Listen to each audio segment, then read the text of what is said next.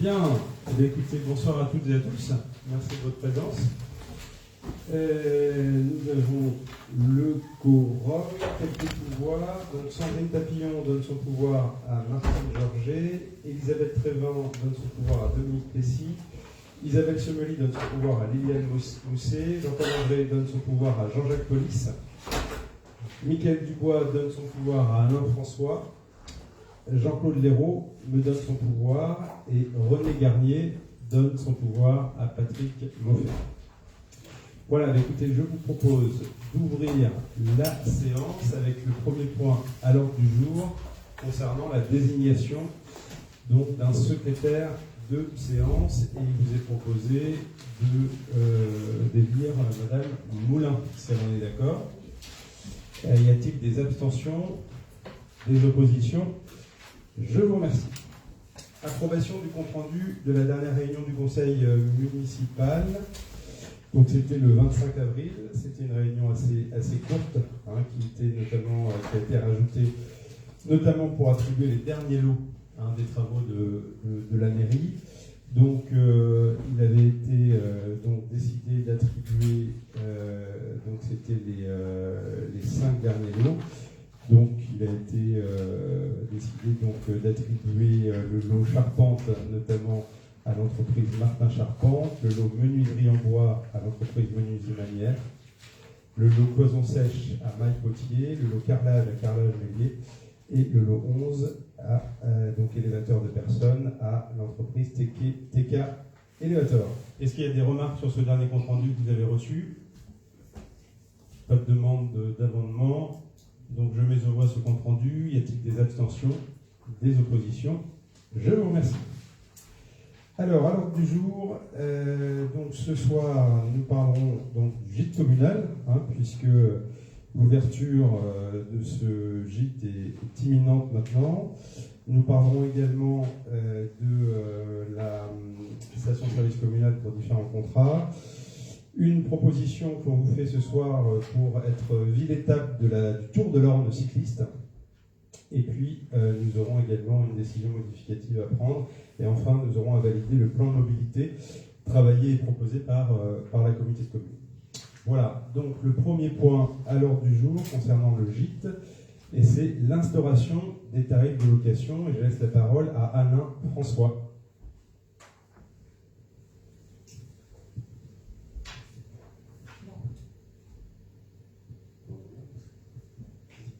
Donc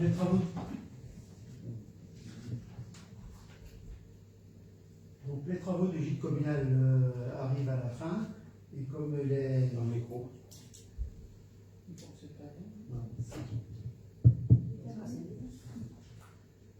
Donc les travaux du gîte communal de Gémage étant terminés, il convient de déterminer le montant des tarifs de location.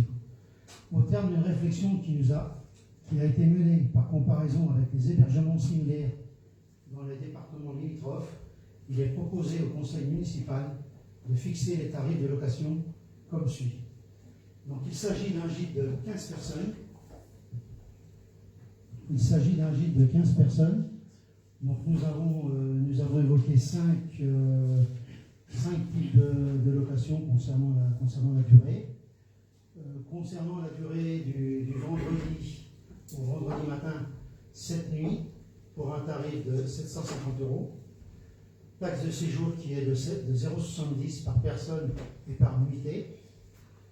Concernant la tarification du lundi au vendredi matin, concerne 4 nuits, 490 €, 0,70 € par personne et par nuitée.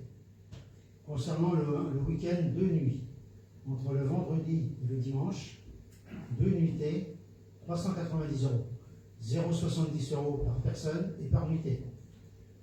Concernant le week-end, 3 nuits, du vendredi au lundi, 490 €, 0,70 € par personne et par nuitée. Et on a fait également un calcul à la nuitée, du lundi au vendredi, de 140 € par nuitée, 0,70 € par personne et par nuitée. Donc, concernant toutes ces locations, il sera demandé une caution de 500 €. Et concernant la tarification de Gîtes de France nous prend 10% par réservation. Alors tu évoques Gîtes de France, Alain, puisque c'est par Gîtes de France qu'il faudra passer. Que l'on va passer un contrat dont Heidi va nous présenter. Oui, tout à l'heure. Tout à fait. Alors juste, on en profite pour dire 2 mots sur le gîte. Jean-Claude en a parlé à la dernière réunion. Donc la plupart des lots ont été réceptionnés. Il en reste effectivement 3 qui seront réceptionnés demain matin. Le bâtiment est terminé, l'emménagement est quasiment terminé, le mobilier est acheté, il reste effectivement quelques éléments à gérer pour complètement pouvoir le commercialiser. Je remercie le travail de la commission travaux qui pendant tous ces mois s'est réunie quasiment tous les jeudis, ou en tout cas beaucoup de jeudis, pour suivre les travaux. Des travaux qui ont été qui sont pas passé dans de bonnes conditions. Il y a quand même eu beaucoup d'aléas, même si on sait que sur un chantier pareil, il y a toujours beaucoup d'aléas, mais particulièrement, c'est vrai que notamment pour avoir des entreprises présentes, ne serait-ce qu'à la réception, par exemple, la réception des travaux, ça reste quand même un point déterminant, une réunion obligatoire, qui manque 3 personnes, dont 2 non excusées. Alors, on peut toujours avoir un imprévu, c'est pas normal, et c'est vrai que par définition, on fait aussi appel à un maître d'œuvre pour régler ces affaires-là. Donc c'est vrai qu'on en tire des leçons. J'espère que sur le chantier là qui s'ouvre avec la mairie, salle polyvalente, les choses seront mieux cadrées. En tout cas, les premières réunions, effectivement, nous amènent à penser que les choses sont bien claires, pour que, je dirais, que ce ne soit pas le maître d'ouvrage, la mairie, d'avoir effectivement derrière à rappeler les entreprises, on fait appel et on paie un maître d'œuvre pour justement gérer tout ça et que le calendrier soit respecté au mieux. Voilà, les aléas, il y en a toujours, bien évidemment. Voilà, donc, je pense qu'on sera amené à proposer une journée porte ouverte à la population, puisque effectivement, c'est un gîte communal. Donc on proposera sans doute en juin une petite visite à celles et ceux qui veulent venir un petit peu découvrir ce gîte. On l'a fait découvrir en avant-première à des Gémageois, qui étaient plutôt ravis de découvrir, parce qu'effectivement il y a un côté pratique aussi. Et puis la particularité de ce gîte, c'est qu'il est annexé à notre salle polyvalente, 49 places. Et donc, c'est pas négligeable demain pour louer en se disant on peut organiser effectivement la petite fête d'anniversaire tout en étant hébergé de l'autre côté de la porte. Donc voilà, comme on se l'est dit, dans tous les cas, on part sur le gîte. Dans tous les cas, c'était notre responsabilité de rénover un patrimoine communal. Je pense qu'il en avait bien besoin, ce logement d'instituteur. Et puis on verra comment ça se passe. C'est vrai que là, on part sur une année où la saison est déjà bien lancée. Donc on va le commercialiser là dans les prochains jours. En revanche, on pourra peut-être avoir des locations, mais en tout cas, idéalement, on sait bien qu'il aurait fallu le mettre en location avant. Les aléas de travaux ne nous ont pas permis de le faire, mais voilà, ça va effectivement nous permettre de prendre la température pour la première saison. Voilà, donc sur les tarifs proposés par Alain, est-ce qu'il y a des remarques? C'est vrai que comme l'a précisé Alain, le travail était de comparer par rapport au marché, au prix du marché, de comparer par rapport aussi à nos coûts, parce qu'un gîte, ça nécessite de l'entretien, du lavage, du repassage, des charges courantes, de fluide. Donc bien évidemment, tous ces éléments-là ont été pris en compte pour arriver à cette proposition, qui reste une première proposition. C'est vrai que vous noterez qu'il n'y a pas de tarif basse et haute saison. La volonté, c'était de faire effectivement plutôt des tarifs accessibles tout au long de l'année. Bien évidemment, à tout moment, on pourra revoir notre politique tarifaire. Je trouve que le chef de caution est un peu faible. Je trouve que le chef de caution est un peu faible. Ouais, c'est ce que je voulais. 500 € pour un gîte de 15 couchages, avec la surface que ça représente, pour moi, c'est pas assez élevé. Ça couvre tout juste le ménage en cas de gros bazar. Ouais. Moi, j'aurais mis la caution à 2000 €. On a eu l'occasion au départ, on était parti sur 14 000 €. 1500. On était parti sur 1100 € au départ. Quand vous louez la moindre machine chez Loxam, vous mettez 2 fois le prix de la machine en caution. Là, vous louez un gîte de 15 personnes, 500 €, ça ne vous couvre même pas le ménage s'il fout un bazar phénoménal. Personnellement, de toute façon, la caution, elle n'est pas encaissée. Vous mettez un chèque de caution, je peux vous dire que ça calme tout le monde. On a discuté avec moi, j'aurais Gîtes de mis France, 1000 € de caution. et Gîtes de France nous a dit En fait, c'est réseau, la caution, elle est prise sur une empreinte carte bancaire avec le site Gîtes de France. 500 €. Oui, non, mais c'est juste une empreinte bancaire. Et Gîtes de France, donc Gîtes de France, eux, c'est eux qui vont collecter les empreintes bancaires. Et ils nous ont dit que de toute façon, si c'est plus de 1000 ou 1500 €, si le compte n'est pas provisionné, on sera quand même...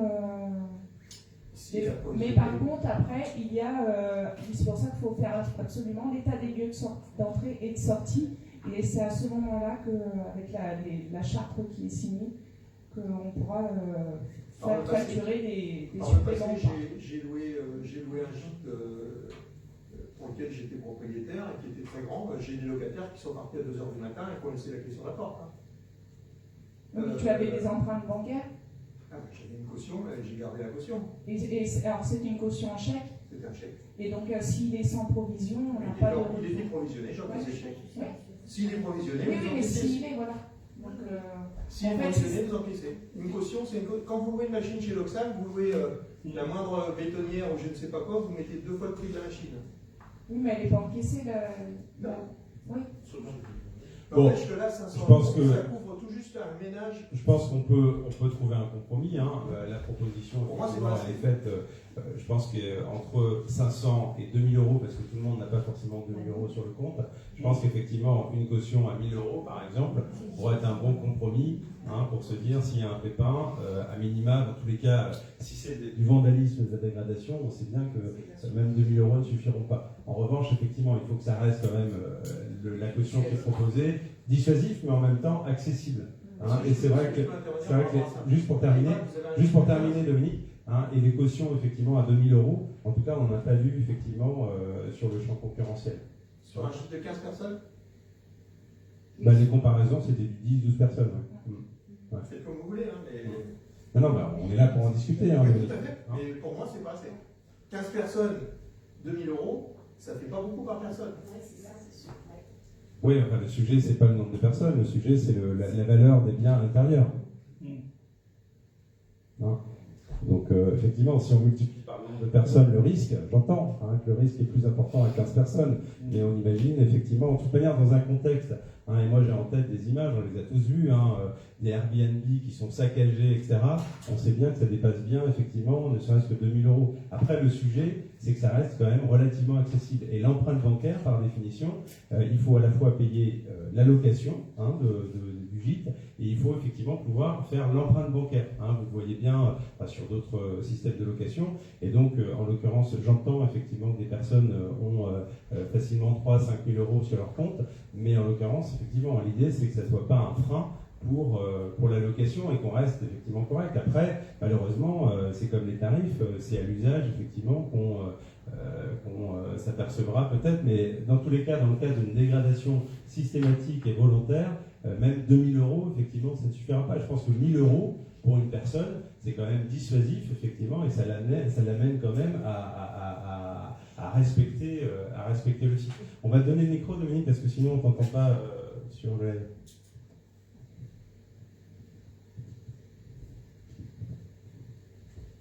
Je ne pense pas que le montant de la caution soit lié aux revenus des gens.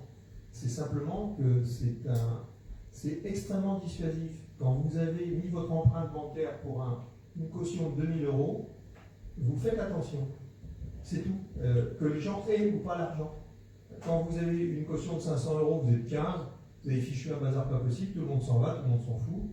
Et ça ne coûtera que quelques dizaines d'euros par personne. Quand vous avez quelqu'un qui a mis son nom pour une empreinte bancaire à 2000 €, je peux vous assurer qu'il est calmé et il incite ses amis à faire attention. C'est juste une incitation, il ne s'agit pas d'avoir l'argent. Mais non, mais le sujet d'avoir l'argent, Dominique, il est technique. L'empreinte bancaire, elle ne peut pas se faire si effectivement tu n'as pas l'argent sur ton compte. C'est le principe de l'empreinte bancaire. Sinon, voilà, tu vois, c'est pas une histoire de revenus, c'est une histoire d'avoir l'argent sur effectivement le compte bancaire. Sophie. Dans les tarifs, tout ce qui est frais de ménage, location de droit, tout est compris dedans. Oui, tout à fait.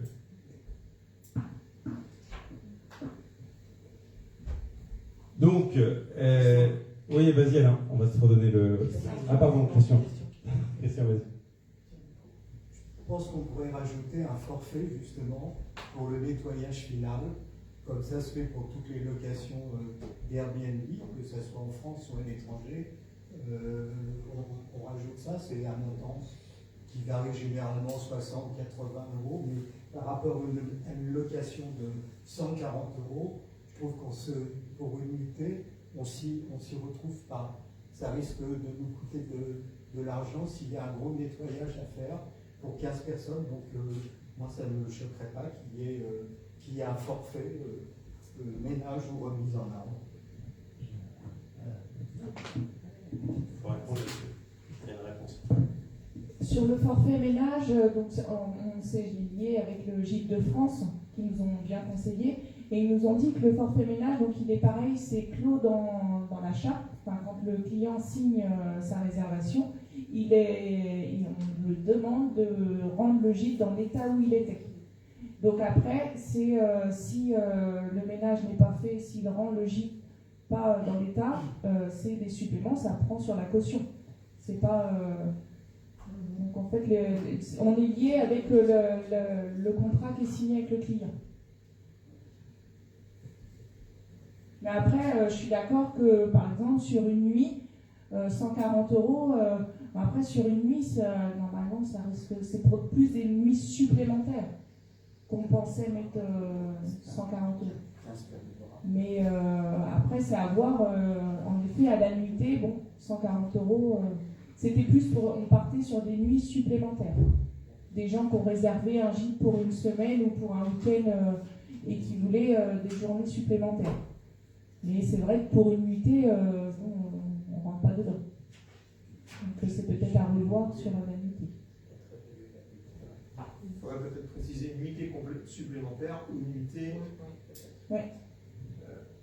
Donc après, on peut avoir de la demande aussi Oui, à la nuitée. ou plutôt, alors s'il y a un minimum à mettre, parce que effectivement, pour le coup, soit c'est complémentaire, soit ça vient avec un minimum de nuitées. C'est vrai qu'on rentabilise, entre guillemets, je réponds à ta question, c'est vrai que sur une nuit, quand on défecte, effectivement, s'il y a 15 couchages, effectivement, une nuit, on perd de l'argent.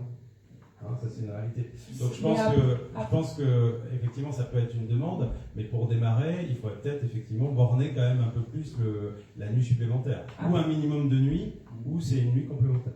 Après, c'est vrai qu'on parle toujours de gîte 15 personnes, mais on verra dans le fonctionnement, on ne le louera pas forcément pour 15 personnes. Quand des gens vont louer pour 2 ou 3 personnes, certes, on ne pourra pas les diriger sur quel livre ou quelle chambre ils vont vouloir choisir, mais 15 personnes, je pense que ça ne sera pas tous les jours. Mais il faut le prendre en compte. Donc alors on partirait sur quoi? Une nuit complémentaire uniquement ou un minimum de nuit? Pour le forfait à la nuitée? Oui. Et bien, peut-être une nuit supplémentaire sur quelqu'un qui a réservé un forfait, qui a déjà un forfait en nuit supplémentaire, et après il faudrait qu'on rétablisse peut-être un tarif pour que la nuitée. Ouais, bon, dans les médias, on va déjà faire comme ça, parce qu'on ne sait pas du tout le fonctionnement. Donc ça sera complémentaire au forfait précédent. D'accord. Donc sur le sujet, qu'est-ce que vous en pensez? Parce que c'est vous qui avez travaillé quand même à la base, sur la caution, si on partait sur un tarif un peu intermédiaire. Donc oui, on peut partir sur l'intermédiaire, on demandera conseil quand même au Gîte de France, mais bon, elle nous avait dit pas plus de 1000 euros, parce qu'au début on était parti sur 1500. Elle nous avait dit c'est beaucoup trop, de toute façon ça passera pas, après ça peut être aussi un élément dissuasif pour les gens qui réservent. Mais après, je comprends ton positionnement, Dominique. 1000 euros, je pense que c'est dissuasif. Je pense. Bien, d'autres interventions sur cette proposition? Sophie, on va te redonner le micro.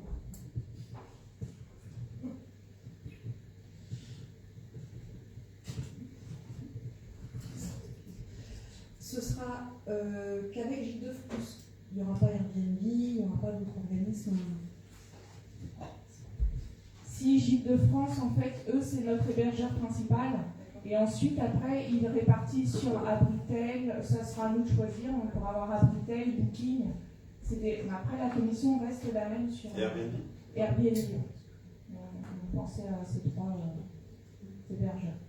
Mais après, je vais vous expliquer après sur le montage. Philippe.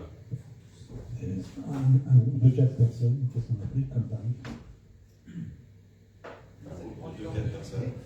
Un groupe de 4 personnes, eh ben, ça dépend du forfait en semaine. Il sera facturé sur 15. C'est le même prix pour tout le monde. On ne peut pas séparer. Donc 15, c'est ça le maximum, mais en dessous, c'est.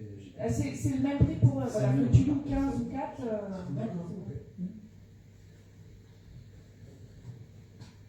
D'autres questions? Je voulais savoir, quand vous Dites dites du vendredi au vendredi matin, c'est des horaires, c'est du vendredi matin au vendredi matin Non, du vendredi 15h, vraisemblablement, Ouais, pour avoir le temps de faire l'entretien, le ménage. d'accord. Donc ça, dans le règlement, là c'est au stade de la grille tarifaire, mais dans le règlement, Après, il y a les heures d'arrivée, les heures de départ, et tout ça, ça va être réglé. L'idée, c'est quand on enchaîne, on doit pouvoir enchaîner une semaine du lundi au vendredi, par exemple, pour un hébergement ouvrier, et derrière un week-end.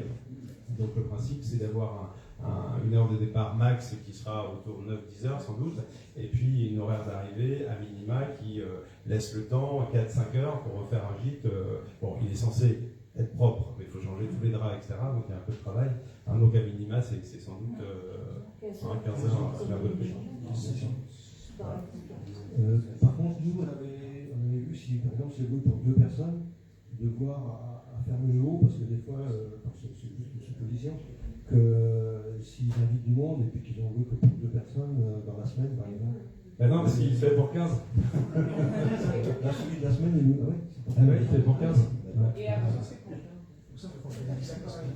Oui, mais c'est pour éviter d'aller chez les parents. et après, il y a aussi l'effet communication parce qu'on communique sur le gîte, sur les plateformes, et c'est toutes les photos de toutes les chambres. Et on ne peut pas dire aux gens, bah, vous êtes que 2, on vous laisse que cette chambre-là. Vu que vous êtes 4, non, on va faire. Et techniquement, en plus, il y a certaines chambres qu'on ne peut pas faire 10.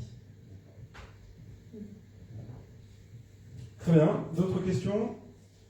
Donc je vous propose donc les petits changements suivants, donc les propositions de tarifs qu'ont présentées les collègues, avec le changement donc sur la nuitée qui sera une nuitée complémentaire. Donc dans l'immédiat, il ne sera pas possible de louer le gîte seulement pour une nuit, avec une caution réévaluée à 1 000 € et donc la commission de la plateforme qui reste bien sûr à 10%.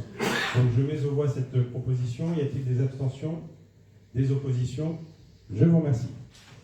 Autre point qui nous amène justement à Gîtes de France et Tourisme Vert, c'est l'approbation de la charte du réseau. Heidi. Donc, afin de permettre la labellisation du gîte communal de Gémage, il est nécessaire d'adhérer au réseau Gîtes de France et Tourisme Vert. Cette adhésion est annuelle, renouvelable tacitement et implique l'approbation d'une charte qui fixe les engagements en matière de qualité et d'exploitation du label Gîte. L'adhésion pour 2024 s'élève à 475 €. Donc cette année, on paye 300 € de droits d'intérêt et 175 € une cotisation pour 6 mois. C'est une estimation parce qu'on espère pouvoir le mettre en location en juin. Donc l'année prochaine, on n'aura pas les 300 € de droits d'entrée à payer. C'est une fois. C'est qu'une fois. Donc l'année prochaine, il faut penser, ils estiment 350 € environ à l'année. Parce que là, c'est 175 pour 6 mois. Donc, Oui, c'est ça. il est proposé au conseil municipal d'approuver cette charte et d'autoriser monsieur le maire ou son représentant à signer ainsi que tout avenant à venir. Les crédits nécessaires seront prévus au budget primitif 2024 de la commune. Donc vous avez une annexe. Donc cette charte permet de laisser Gîtes de France nous faire toute la communication sur leur réseau. De pouvoir faire toutes les photos, c'est eux qui viennent faire toutes les photos, les plaquettes, la diffusion sur toutes les plateformes, la gestion des réservations. Donc ça c'est plus pour la commercialisation, mais eux ils s'occupent vraiment de diffuser un maximum sur tout leur réseau Gîtes de France. Et donc l'engagement est de 12 mois, renouvelable tacitement. Donc si pour X raison, hein, on n'est pas satisfait de cet intermédiaire, effectivement, on pourra tout à fait résilier au bout de 12 mois. Bon, pour en avoir échangé, effectivement, même avec des hébergeurs de la commune, bon, il y a des pour et contre. Il y en a qui ne voient qu'à travers Airbnb, d'autres qui nous disent Gîtes de France c'est super et c'est qualitatif, le suivi est efficace. Je pense qu'il y a des mauvaises expériences partout, hein, mais bon, Gîtes de France est aussi recommandé par le département, hein, qui nous accompagne et qui nous subventionne aussi, hein, mais l'interlocuteur du conseil départemental nous a aussi conseillé. Oui, puis après au niveau sécurité, comme on parlait tout à l'heure, c'est eux qui nous font tous les contrats, c'est beaucoup plus ficelé. On n'en a pas parlé tout à l'heure, mais il n'en demeure pas moins que nous, on pourra bloquer, hein, des créneaux. Si pour X raison on a besoin du gîte pour une occasion particulière, un événement sur la commune, ou un hébergement d'un partenaire ou autre, hein, on pourra, nous, en accédant donc à notre portail, bloquer, hein, des créneaux qui ne seront plus donc accessibles par le grand public. Vous avez des questions? Juste une petite précision. On va te donner le micro.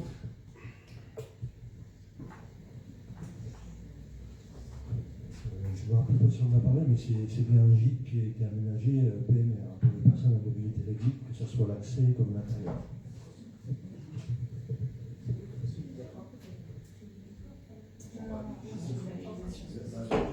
Est-ce qu'on a une idée du nombre d'épis qui nous sera attribué?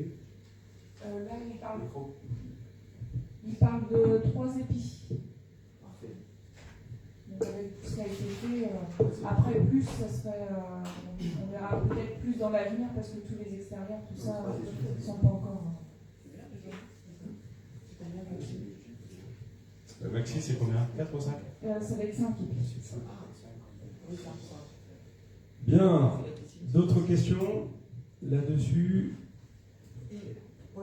Gîtes de France en capacité de venir très vite là, pour faire les photos, etc. Vous prenez le micro. Oui. Gîtes de France en capacité de venir très vite là, pour faire les photos, les publications, etc. Là, ce soir, si on valide, demain, on prend rendez-vous et la commercialisation se fait très très rapidement. Il faut juste qu'on puisse prendre des photos de l'extérieur. Oui. Le jour où elle vient prendre ses photos, l'après-midi même, il peut être en ligne. La signalétique, hein, pour indiquer où il y a le jeu. Eh ben, c'est pas vu avec eux. Eux, ils ont déjà tout ce qui est panneaux de façade ou autre. Enfin, mais après, nous, sur notre signalétique, il faut qu'on le mette dans le dossier. Oui, après, il faut qu'on voit. Hein, il ne faut pas qu'on crée effectivement des différences entre les hébergeurs privés et publics. Ah oui, mais s'il est marqué ici, ça dépend du Gîte de France. Oui, il y en a, c'est des routes. Ouais. Sur les chemins privés? Non. En début de chemin, non? Non. Début de chemin aussi, oui. Non, Patrick, s'il y a de la signalétique sur la voie publique, ça fait l'objet d'une demande d'autorisation et la plupart du temps, elles sont refusées. Donc, les signalétiques que tu vois peut-être, c'est sur le domaine privé, à l'entrée d'un chemin ou des choses comme ça. Ça reste après de la publicité. Mais on va se renseigner là-dessus, mais en tout cas, il faut qu'on soit bien clair, qu'on ne s'octroie pas plus de droits que les privés, quoi. Bon, après, Gémage en GPS, hein, on y arrive. Hein. On se perd pas dans le cours. Bien, d'autres questions là-dessus? Donc, je mets aux voix l'adhésion à cette charte au réseau Gîtes de France et Tourisme Vert. Y a-t-il des abstentions, des oppositions? Je vous remercie. Autre point qui en découle, c'est l'approbation du mandat de commercialisation, loisirs, accueil, Orne. Heidi, je te laisse terminer. Donc, pour que Gîtes de France puisse mettre en ligne notre gîte, il passe sur une plateforme avec une commission de 10%.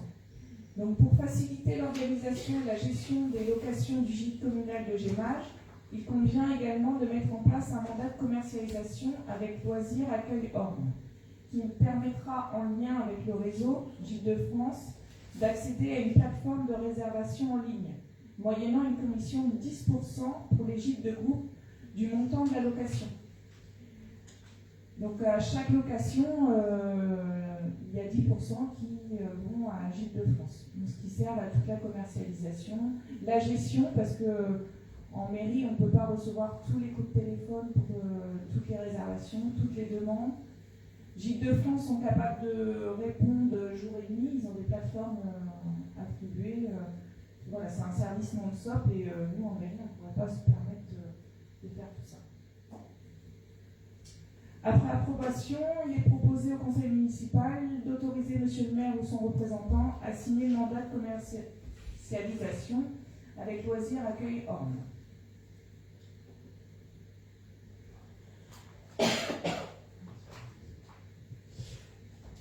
Il y a juste un point qu'il faudra préciser, je pense, dans l'annonce, c'est la partie salle polyvalente. Hein, on est d'accord, on continue de la gérer en direct. Donc ça veut dire que vraisemblablement sur l'offre, hein, si des personnes sont intéressées par la salle, on sera sur une réservation classique, hein, et donc en se rapprochant de la mairie, puisqu'on ne peut pas coordonner notre planning, nous, des salles, et le planning Gîtes de France. Donc sans doute qu'il y aura une mention. Oui, après, je pense que ça peut être un bonus. Ça peut être un complément, un service complémentaire. Comme un schéma pédestre indiqué, on peut indiquer une location de salle attenante. Se rapprocher. D'accord. Est-ce que ça amène des questions? Encore une fois, c'est un mandat pour un an. Renouvelable également.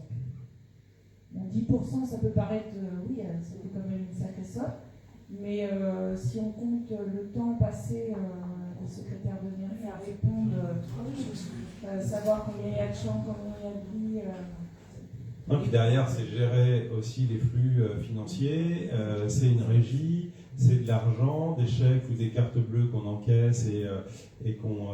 voilà, donc ça aussi, c'est beaucoup de temps administratif. Et c'est eux qui collectent aussi la taxe de séjour et qui la transmettent à la communauté de communes.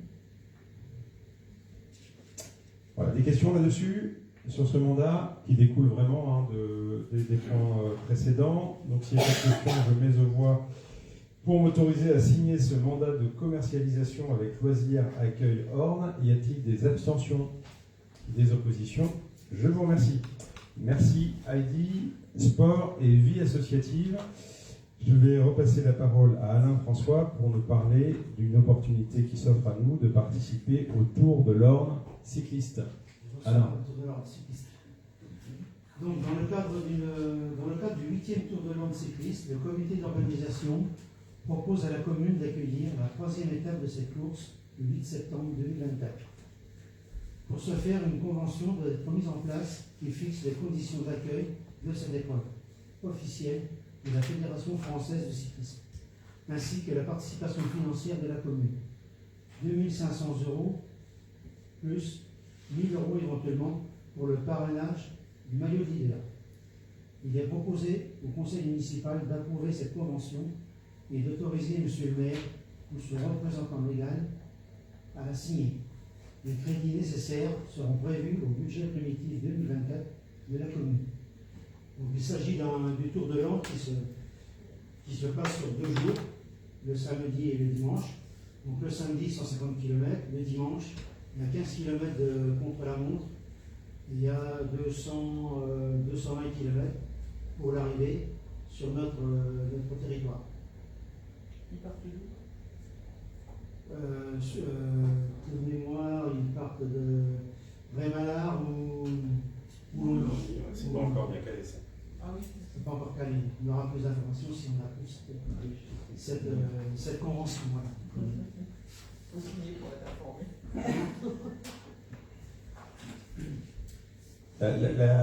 La proposition a été faite à la commission 1. Oui. Et qui donne un avis. Favorable.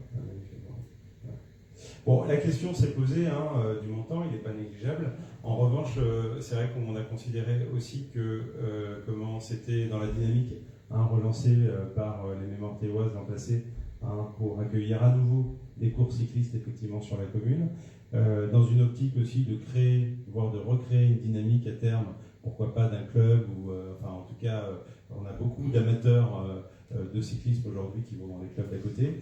Et donc c'est vrai qu'avec la deuxième édition de la course cycliste organisée par les Mémoires Artéoises au mois de juin, c'est vrai que c'est aussi une opportunité pour accueillir le Tour de l'Orne, en sachant que là il cible vraiment cette année le Perche. Donc ça veut dire que les 2 jours resteront autour du Perche. On parle de Lognir et Malard. La 4e ville, je ne la connais pas.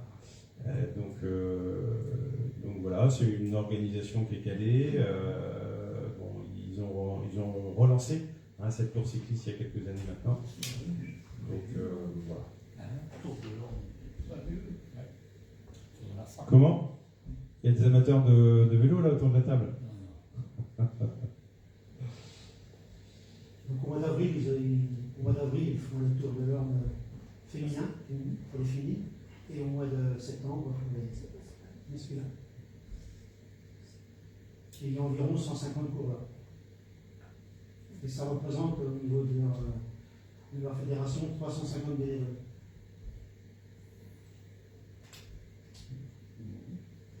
Et donc on serait plutôt ville d'arrivée dans cette organisation.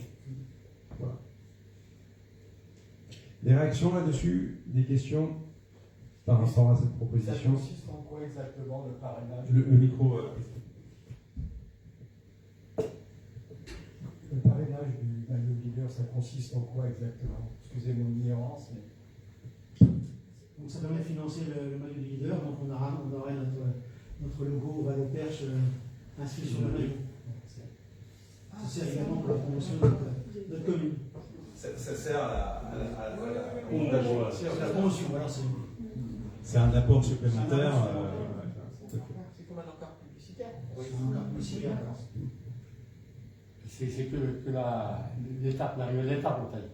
L'arrivée d'étape. Ah oui, il n'y a pas un circuit autour avant qu'ils arrivent. Ah si. Vas-y. On commence par où? Ah non, c'est pas encore. Déjà, ils attendent notre accord de principe. En revanche, là où on a un engagement et qui est très intéressant, c'est le passage. Sur notre territoire, Le passage dans nos 6 communes historiques. Voilà, dans le circuit. On a vu avec eux. Si le Tour de l'Orne passait chez nous, eh bien effectivement dans le circuit, on ferait en sorte que les 6 communes historiques soient traversées par le Tour de l'Orne. C'est faisable. On ne pouvait pas demander plus d'informations à l'organisation compte tenu qu'on n'avait pas encore donné notre accord. Donc s'il y a un accord positif, on pourra creuser. Voilà, c'est pas pareil, mais comme à Berneville et la course cycliste quand elle est pensée, en 2000 c'est fait. Alors sur le début de l'étape. Oui, nous on passe pas. C'est l'arrivée, nous. L'arrivée, nous. Déjà. C'est le départ, il faut faire. Ah oui. Enfin, l'un ou l'autre. Tout à fait. Nous, ce serait plutôt l'arrivée.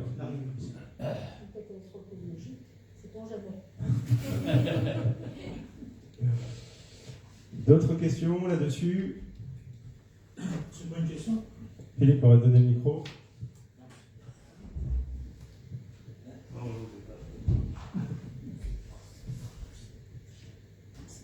Non, c'est pas une question, c'est une simple remarque. J'étais en train de lire le projet avec eux, il y a quand même une sacrée logistique à prévoir.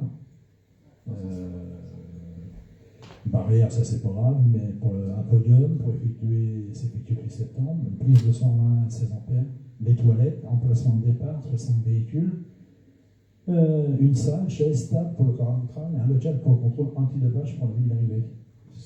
C'est assez lourd quand même comme organisation. On a réfléchi. Lourd, mais accessible. Oui, non, mais ça ne s'arrête pas à 2500 € plus 1000 €. Non, bien sûr. Il faut de ça, il faut des barrières, il faut de l'électricité, voilà. Mais sur le podium, il est fourni. Il est fourni, le podium. C'est un podium ambulant, en fait. Oui, ils ont une convention avec à la fréquence radio de leur tendance ouest, voilà, merci. Voilà, oui, non, oui, quand même, il y a une contribution matérielle. Matérielle humaine. Pourquoi humaine? Non, ils ont tous leurs commissaires. On va les mettre en relation avec les Mémoires Artéoises. Si effectivement il manque de commissaires, mais eux ils sont autonomes. Ils ont un signaleur, Donc À la différence de la course qui est organisée avec les Meurthe-et-Oise, où la commune forcément est très aidante par rapport à l'organisation, là, eux, effectivement, ils viennent avec leurs moyens humains. Leur staff.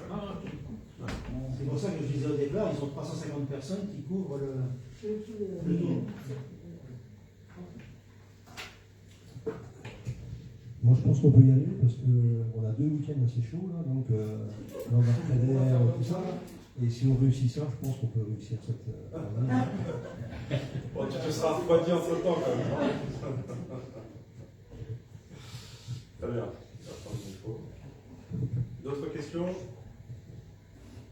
Bon, en tout cas, c'est une belle opportunité, je pense effectivement aussi de participer à la dynamique cycliste dans le département. Et puis, je pense aussi, c'est tout à fait cohérent avec notre démarche par rapport au sport sur la commune.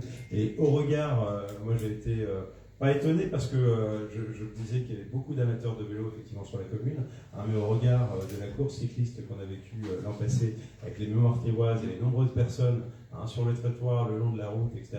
Je me dis c'est aussi un bel événement pour les habitants pour sortir.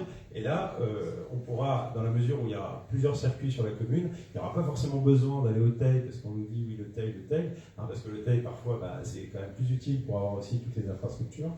Mais là, en l'occurrence, le circuit et les tours vont permettre d'aller sur une bonne partie de la commune, et donc sans se déplacer beaucoup. Alors bien sûr, on n'ira pas jusqu'à la tuterie parce que c'est une impasse, puis après c'est un chemin qui est moins compatible avec la course cycliste. Mais peut-être pas avec les autres courses. Bien, écoutez, je mets au voie cette proposition donc, de convention avec le Tour de l'Orne cycliste. Y a-t-il des abstentions, des oppositions? Je vous remercie. Station-service communal, approbation du marché pour la fourniture de carburant. Donc, comme vous le savez, depuis 2019, donc la commune gère une station-service et régulièrement, il faut qu'on remette en concurrence effectivement avec différents titulaires. Qu'est-ce qui se passe au quotidien? Ma voisine met en concurrence auprès, donc là, on est sur un marché de 4 ans, donc sortant. On avait deux candidats qui avaient été retenus. Là, c'est un marché, on retient 2 candidats, ou 3, ou plus. Là, on va vous en proposer 3. Donc, sur les 4 dernières années, il y en avait 2 qui étaient en concurrence. Donc, chaque jour, quand on a besoin d'acheter du carburant, eh bien, on envoie donc notre besoin aux 2 titulaires du marché actuel, et ils nous répondent. Voilà. Et c'est ce qui nous permet, d'une commande à l'autre, potentiellement, de changer de fournisseur. Parce qu'on peut constater parfois que d'un jour à l'autre, d'une commande à l'autre, les tarifs, effectivement, sont plus intéressants chez l'un et parfois plus intéressants chez l'autre. Voilà, donc c'est ce qu'on fait à chaque cotation. C'est à peu près 3 ou 4, 2 ou 3 commandes par semaine. Ça dépend des périodes. D'ailleurs, vous avez reçu le bilan de la station-service là récemment. Vous avez sans doute remarqué comme moi que nos volumes augmentent et puis notre marge aussi augmente. Et c'est nécessaire, puisque je vous rappelle qu'au 31 décembre, on a fini en négatif. Donc l'idée, c'est de proposer de l'essence pas chère, mais c'est pas non plus de perdre de l'argent. Donc c'est vrai qu'on avait mis des marges un peu trop basses en fin d'année, mais en même temps, depuis 2 ans, on est obligé effectivement, eu égard à la concurrence, de proposer des tarifs quand même relativement attractifs. Et c'est vrai que notre marge quand même, notamment sur le gasoil, ça reste notre carburant principal, marge gasoil, on était plutôt à 0,5, 0,75% de marge. Et donc, à un moment donné, quand vous maintenez ce taux de marge sur 6 mois, 12 mois, 18 mois, eh bien, comment vous n'arrivez plus à équilibrer avec les charges de fonctionnement. Donc là, on a réajusté, on est plutôt à une marge à 1,5% sur le gasoil notamment, pour qu'assez simplement, en plus c'est transparent, c'est un service public, on n'a pas à perdre d'argent, on n'a pas à gagner d'argent, on n'a pas à en perdre. Donc, assez simplement, on a des charges de fonctionnement, de maintenance, de secrétariat. C'est un travail quand même de long qui nécessite effectivement quand même beaucoup de travail au quotidien, à la fois en compta, sur le suivi effectivement des commandes, des clients. Je vous rappelle qu'on a plus de 100 clients en compte, d'artisans, d'entreprises, il y a une facturation à faire, etc. Donc ça rend un service effectivement à beaucoup de gens, on le sait bien, mais c'est aussi beaucoup de temps. Donc, pour en venir à notre sujet, fourniture de carburant, donc notre marché actuel courait jusqu'au mois de juin.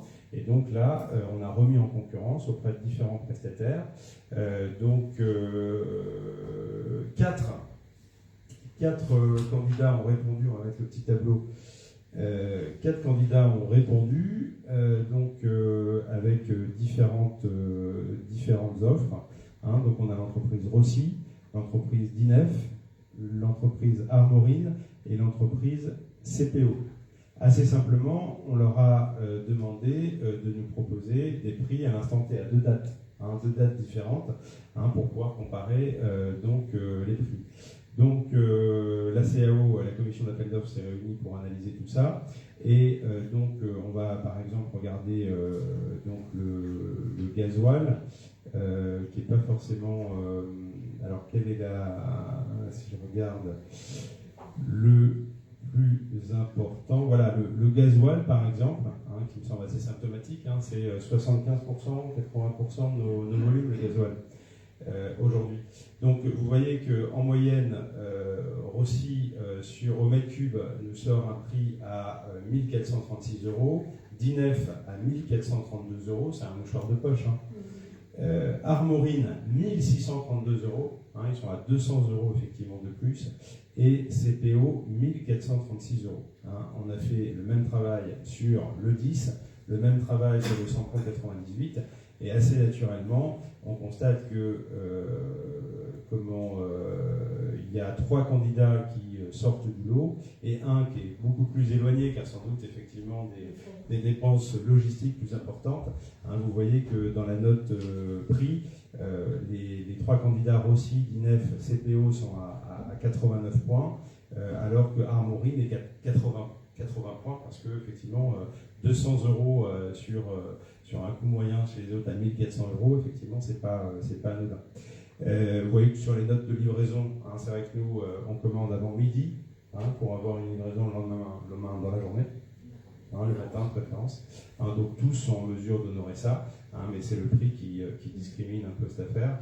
Donc dans la proposition de la CAO qui vous est faite ce soir, c'est de retenir trois candidats pour les 4 prochaines années, à savoir Rossi, DINEF, CPO, et d'exclure Armorine, eu égard au prix proposé, il ne sera jamais plus intéressant et compétitif que les autres. Voilà l'exercice que l'on vous propose ce soir. Je rappelle que c'est 4 millions d'euros, 4 millions d'euros d'achat de carburant chaque année, quoi. C'est quand même une petite entreprise cette affaire, de station-service. On ne la regrette pas, au contraire, je veux dire, elle a plein de bienfaits. Vous noterez d'ailleurs, puisqu'on l'avait évoqué, ça a été une crainte plus des habitants d'ailleurs, et légitime, de la concurrence de la station-service de Carrefour Market. Vous remarquerez effectivement que parfois Carrefour Market est plus intéressant. Pourquoi ? Parce qu'il y a moins de volume, donc il suffit qu'il reste sur une livraison qui n'était pas chère, il reste sur les livraisons pas chères pendant quelques jours, et donc ce qui fait que nous, comme on commande 2 ou 3 par semaine, fatalement on suit les prix du marché, et quand ça augmente fort, c'est comme Saint-Germain-de-la-Coude par exemple, où il y a moins de volume, fatalement ça va dans les deux sens. Soit vous êtes fait livrer, c'est très haut, et ça reste très haut le temps de recommander, et à l'inverse ça peut rester très bas. Voilà. Donc c'est vrai que les derniers jours, là, on a constaté que c'est en forte diminution. Et c'est vrai que les tarifs de Carrefour Market, par exemple, Valoperche, sont quand même assez hauts. Mais encore une fois, à Carrefour Market, alors on note aussi qu'il ne fonctionne pas du tout de la même manière qu'avec Carrefour Market de la Ferté-Bernard. Les tarifs sont différents, mais sans doute en lien avec les volumes aussi. Je pense que Carrefour Market négocie des prix à l'échelle peut-être nationale, mais de fait, il y a sans doute vraisemblablement plus de volume. Je pense pas, il peut y avoir ça, mais surtout qu'il y a des volumes différents. Carrefour Market de la Ferté-Bernard, effectivement, ont sans doute beaucoup plus de volume que Valoperche. Voilà. Est-ce que vous avez des questions sur cette proposition ? Vous voyez, on avait deux titulaires du marché sortant. Là, on en a 3. On en retrouve un finalement qu'on avait déjà eu par le passé. Le DINEF, qui avait disparu effectivement, mais qui était là juste avant. Donc, bon, ce sont des fournisseurs qui sont connus. Écoutez, s'il n'y a pas d'autres questions, je mets aux voix cette proposition, donc de retenir DINEF, CPO et Rossi, donc pour les 4 prochaines années. Y a-t-il des abstentions, des oppositions? Je vous remercie. Avenant.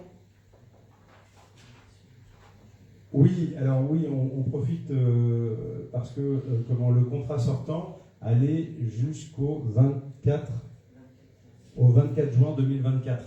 Ce qui vous est proposé, parce que changer de prestataire en milieu de mois, c'est jamais simple, hein, c'est de proroger effectivement le contrat actuel jusqu'au 1er juillet, hein, par avenant, assez simplement, pour que le nouveau marché commence au 1er juillet. Voilà, hein, si vous en êtes d'accord, hein, je vais mettre au voie cette proposition. C'est juste voilà, une histoire de tomber sur un premier du mois. Donc y a-t-il des abstentions pour cet avenant de prorogation pour le marché actuel au 1er juillet?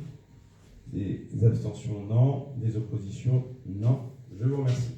Avenant au contrat de maintenance des équipements de la station-service.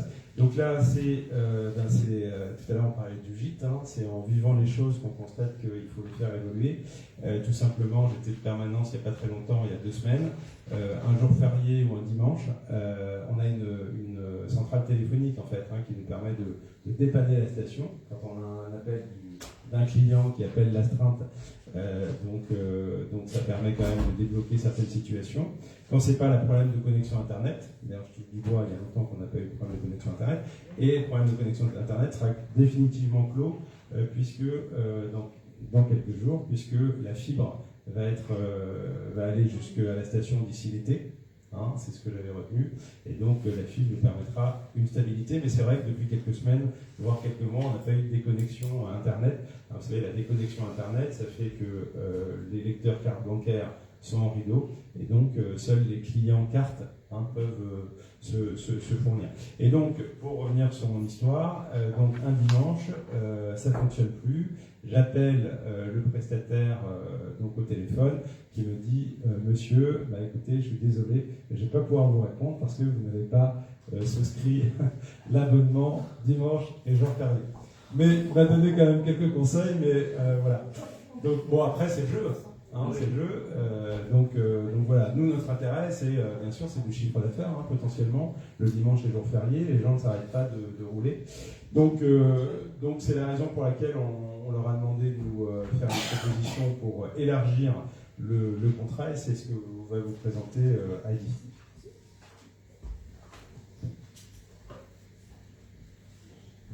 Donc, par délibération du 9 juin 2020, le conseil municipal a décidé de retenir l'entreprise Magic pour la maintenance des équipements de la station-service. Donc, ce contrat est une durée de 5 ans, donc jusqu'au 10 juin 2025, et ne prévoit pas d'intervention les dimanches et jours fériés, comme on vient de vous expliquer. Donc en 2024, le montant de la prestation était de 5 372 € hors taxe. Donc afin d'y remédier et d'éviter la fermeture de la station-service, il est proposé au conseil municipal un avenant du contrat de maintenance qui permettra un dépannage 7 jours sur 7. Donc l'incidence financière pour cette année serait de 622 € hors taxe, soit 746,40 € TTC. C'est pas grand-chose si on... C'est trop bien ça. Oui, Annie, il y a des anecdotes sur la station aussi. Ah oui. Ouais, ça nous arrive, voilà, parfois tout se passe bien, mais non, mais malheureusement, on ne peut pas tout régler. Même la plateforme, quand c'est un problème mécanique, bon, voilà. L'intérêt, c'est d'être conseillé à distance, de redémarrer certaines choses. Et malheureusement, effectivement, s'il y a besoin de l'intervention, là c'était le cas d'ailleurs, a posteriori, il y avait un problème mécanique, effectivement, ça n'aurait pas pu être réglé au téléphone. Voilà, est-ce qu'il y a des questions sur... Alors c'est un peu plus cher, forcément, mais c'est aussi le prix du service pour avoir un service qui soit réparable autant que faire se peut. Voilà. Bien, écoutez, s'il n'y a pas de questions, je mets aux voix. Y a-t-il des abstentions, des oppositions? Je vous remercie. Finance, décision modificative numéro 1 sur le budget primitif de la commune. On va vous présenter donc cette décision modificative. Je vous rappelle, une décision modificative, c'est toutes les dépenses, voire recettes, qu'on n'a pas pu inscrire au stade du budget. Voilà. Soit elles n'étaient pas connues, soit elles n'étaient pas notifiées. Donc, dans le cas présent, cette décision modificative, alors en investissement pour commencer, donc c'est tout en bas, donc on a une dépense qui nous amène à vous proposer cette décision modificative en investissement, c'est qu'on a l'horloge de l'église de l'Ermitière qui est HS, hors service. Voilà, donc on a fait faire un premier devis, on attend un devis complémentaire, mais on pense que, en tout cas, ça sera au plus ce prix-là. Donc 1 596 €. Donc c'est le prix du remplacement de l'horloge de l'Ermitière. Alors aujourd'hui, elle est en fonctionnement un petit peu dégradé, parce que quand on la remet en fonction, elle fonctionne quelques jours, elle s'arrête. Et effectivement, légitimement, les habitants de l'Ermitière nous ont interpellés en disant, alors personne, je pense, avait remarqué, si ce n'est les habitants du bourg, que l'horloge ne fonctionnait plus. Donc certains nous ont interpellés en étant un peu nostalgiques de ce silence soudain. Voilà. Donc l'entreprise on a une entreprise qui assure la maintenance de ces installations, donc a fait un diagnostic sur place et donc est arrivé à la conclusion que l'horloge était à changer. Jean-Jacques, c'était une remarque?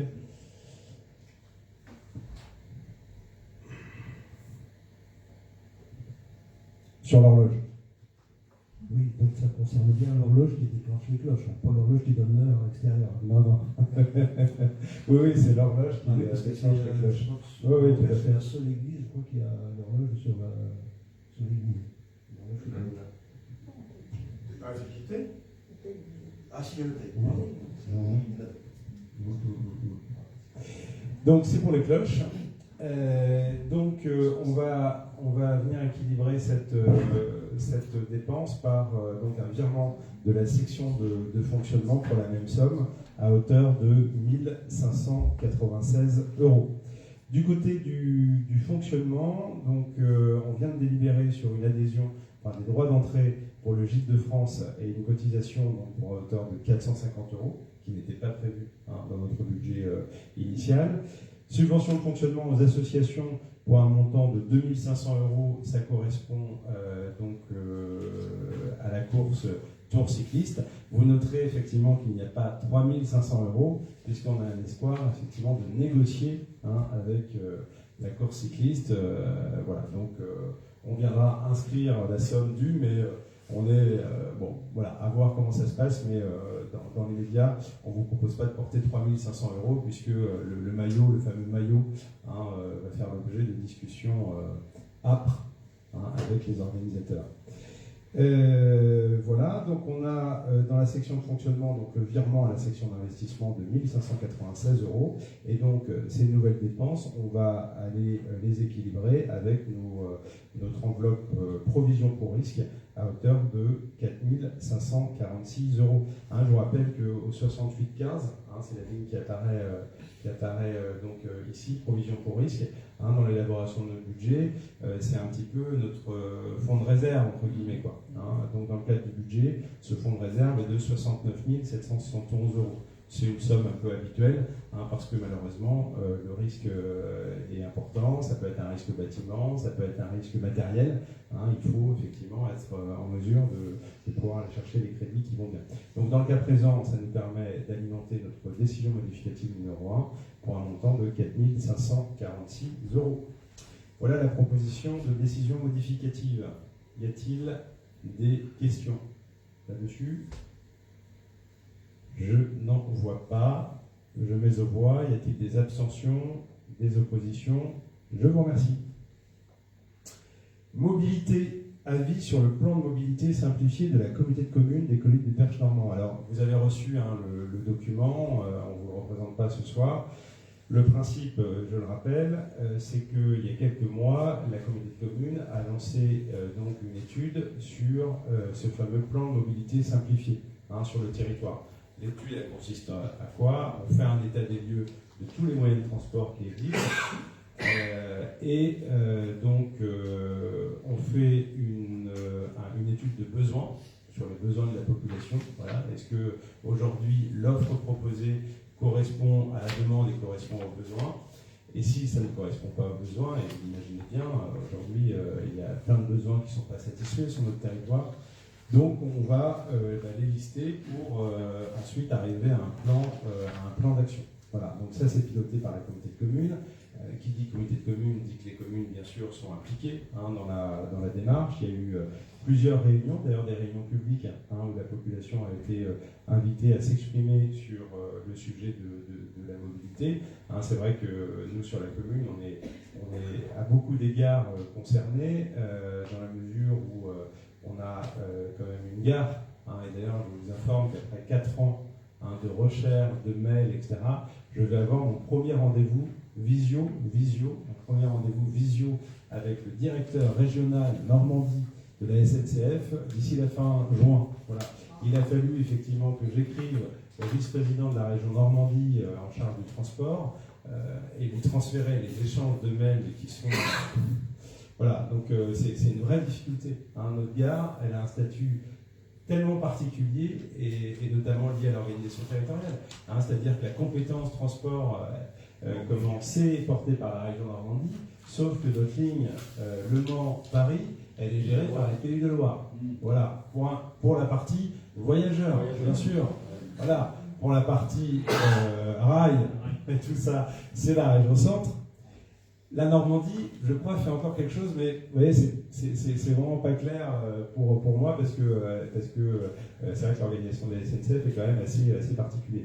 Moi, ce que j'exprimais comme besoin, tout simplement, c'est de dire, moi, je veux effectivement faire un point régulièrement avec la SNCF sur l'activité, sur les évolutions. Je vous rappelle que, comme en 2021, la gare a fermé, on avait encore un agent qui assurait la permanence le matin, l'entretien de la gare. Elle a fermé du jour au lendemain, on l'a su par intéressé, parce que c'est une habitude de la commune, mais sans communication effectivement de la gare SNCF. C'est-à-dire qu'il n'y a pas de communication, ça veut dire qu'à un moment donné, on ne peut pas évoquer éventuellement de développer quelque chose, puisque on n'a aucun interlocuteur crédible. Et je pense que la région Normandie a son rôle à jouer. Ça reste notre interlocuteur. Moi, je ne veux pas aller interpeller un conseiller régional des Pays de Loire ou de la région Centre. Donc, bon, j'en ai déjà parlé effectivement ici, mais ça reste une vraie difficulté. Donc voilà, j'espère que, en tout cas, notre conseiller régional que j'ai eu en ligne ou par mail plutôt la semaine dernière va nous accompagner dans la démarche, parce que l'idée, c'est pas du one-shot. Je ne veux pas un rendez-vous et puis après, on repart comme avant. L'idée, c'est d'avoir des interlocuteurs, on voit bien au quotidien. Sur les passages à niveau, pas de problème. Passage à niveau, c'est sécurité, etc. On a du monde. Par contre, tout ce qui est voyageurs, tout ça, les interlocuteurs changent. L'entretien de la gare, effectivement, quand on a des questionnements, on est obligé d'envoyer à 3 ou 4 mails, parce qu'on a gardé des contacts, on se dit peut-être que l'un des 4 est concerné, ou au pire, il transmettra à la bonne personne. Vous voyez, c'est quand même ça aujourd'hui, c'est une réalité cette affaire. Donc en tout cas, ce plan de mobilité, comment il prévoit la valorisation et la revalorisation de la gare, c'est-à-dire que l'idée c'est de pouvoir développer les arrêts sur la gare de la Rouge, dans la mesure où c'est la seule gare aussi du territoire, et on considère, quand je dis on, c'est la communauté de communes, c'est pas seulement la commune de Val-au-Perche, on considère que la gare Bouteille-la Rouge, ça peut être effectivement une entrée dans le Perche. Voilà, et donc derrière, et c'est déjà le cas, on a le transport à la demande qui peut prendre le relais, mais on pourrait également imaginer, on m'a fait la demande à plusieurs reprises, qu'il y ait du vélo qui soit proposé effectivement pour rejoindre un lieu d'hébergement. Enfin bon, voilà, il y a des hébergeurs qui effectivement, un hébergeur qui m'avait sollicité il n'y a pas très longtemps sur le sujet. Donc dans le plan d'action du plan de mobilité, il y a plusieurs axes qui sont amenés. Donc notamment dans les transports, on peut aller descendre là, Valérie, dans les transports collectifs, donc étudier le développement de l'offre vers les pôles externes en renforçant les lignes régionales existantes. Quand on parle de pôle externe, on pense bien sûr à Nogent, Le Mans, Nogent-le-Rotrou et la Ferté-Bernard également. Étudier le développement vers les pôles externes en créant des nouvelles lignes, le cas échéant. On pense aussi à développer les lignes de bus. Aujourd'hui, on a des lignes de bus qui amènent vers Alençon, on n'en a absolument pas qui amènent vers Nogent à la Ferté, si ce n'est les lignes de transport scolaire. D'ailleurs, je vous rappelle qu'on a toujours eu un sujet sur le transport scolaire, notamment pour les lycéens de Nogent. Quand je suis habitant du Teil, j'ai mon enfant qui souhaite aller au lycée de Nogent-le-Rotrou, Rémy-Vélo, je n'ai pas de transport scolaire. Donc c'est le lycée Robert Garnier. Alors certes, il y a la gare, mais on peut s'interroger aussi sur l'équité finalement dans le choix. Nous, peu d'enfants finalement vont au lycée de Mortagne-au-Perche. On en a quelques-uns, mais voilà, il y a toujours effectivement des sujets. Nos gens le retrouvent, reste quand même effectivement une zone attractive pour les habitants de la commune. Donc travailler avec la région sur le transfert également des services de transport scolaire. Ça c'est un sujet qui n'est pas simple, mais qui, je pense, est un enjeu, en tout cas fort, moi que je défends au sein de la communauté de communes. Je considère qu'aujourd'hui, le service de transport, qui est aujourd'hui, je rappelle, qui était assuré par le département, qui a été transféré maintenant à la région, le service, effectivement, est de qualité. C'est compliqué de gérer un service de transport et je pense que personne ne sous-estime cela. Sauf qu'aujourd'hui, on n'arrive plus à rendre service, effectivement, aux familles qui viennent emménager chez nous. Parce que pour des raisons de sécurité qui sont légitimes, on n'arrive plus, effectivement, à s'arrêter. Et c'est normal. Sur la nationale, on s'arrête à un endroit, on s'arrête à la Malbrou. Sur les départementales, on s'arrête plus sur route. Il faut les aménagements. Alors si c'est encore autorisé et encore toléré, mais pas pour de nouveaux arrêts. Pour faire rouvrir un arrêt qui s'est arrêté, effectivement, autant vous dire que c'est très compliqué. Pour ouvrir un nouvel arrêt, on a vu Lucas, tu te rappelles, Jacques, sur la Rouge, au niveau de Fortou, et puis on a eu aussi au niveau du Château d'Eau. Comment ça s'appelle Malsetière. Comment Gobelinière, merci. Donc voilà, donc le sujet en fait assez simple, c'est de se dire étudions la possibilité d'envisager effectivement de reprendre en régie, le cas échéant, le transport scolaire. Voilà. Est-ce que l'échelle de la communauté de communes est la bonne échelle ou est-ce qu'il ne faut pas le faire à l'échelle de plusieurs comités de communes? L'idée c'est tout simplement, est-ce qu'on ne pourrait pas imaginer qu'on ait des véhicules plus adaptés à aller chercher les enfants jusque dans les chemins, voilà, comme on fait potentiellement sur un accueil de loisirs ou comme font le transport à la demande, le mercredi quand on va chercher les enfants pour les amener en accueil de loisirs ou on les ramène chez eux, c'est le taxi, donc taxi de Seton qui se déplace avec son minibus. Et je pense qu'il le fait en toute sécurité, etc. Donc voilà, donc le sujet en tout cas c'est d'ouvrir cette étude parce que je pense qu'il y a un vrai enjeu aussi. Alors on peut dire les gens ils viennent ici, ils savent que c'est le milieu rural, il n'y a pas de transport. Moi ce que j'aimerais effectivement c'est les familles qui viennent s'implanter ici et qui font le choix d'acheter une maison au milieu des champs, quelle est la possibilité, alors pas forcément effectivement du porte-à-porte, mais en tout cas une solution de prise en charge des enfants à proximité et dans des conditions de sécurité maintenues. Faire évoluer le transport à la demande communautaire, il existe déjà le transport à la demande communautaire, je pense qu'il rend beaucoup service et donc l'idée c'est de pouvoir l'étoffer, peut-être de fermer d'un côté un peu plus mais d'ouvrir sur d'autres critères. Réaliser une étude d'opportunité de création de nouvelles lignes, donc notamment qui passerait, on a eu une présentation au conseil communautaire il n'y a pas très longtemps, des fameuses navettes autonomes. Voilà, vous savez, les navettes qui fonctionnent sans chauffeur. Voilà. Et qui sont autonomes. Voilà. Donc ça a fait peur à certains. Ça requiert quand même effectivement des conditions, des routes déjà effectivement adaptées. Donc on a eu le retour d'expérience d'une collectivité qui l'a fait au centre de la France, je crois, qui était mentionné. Donc voilà, ça reste effectivement un des axes, mais voilà, c'est aujourd'hui. Comment, Jacques? Qui est pour du temps. Ouais. Bon, ça existe déjà. Oui. Mais c'est vrai que voilà, c'est quelque chose qui n'est pas simple à réfléchir, à adapter. Voilà. On en était effectivement l'autre jour quand ça a été présenté à dire mais oui, le véhicule autonome, si à un moment donné le véhicule autonome, vous savez sur certaines routes, alors effectivement parfois quand il y a l'axe central il n'y a pas de problème, mais dans d'autres axes, effectivement parfois on se gare un petit peu sur la berge pour laisser passer un tracteur, pour laisser un camion, sauf que le véhicule autonome, il ne se gare pas.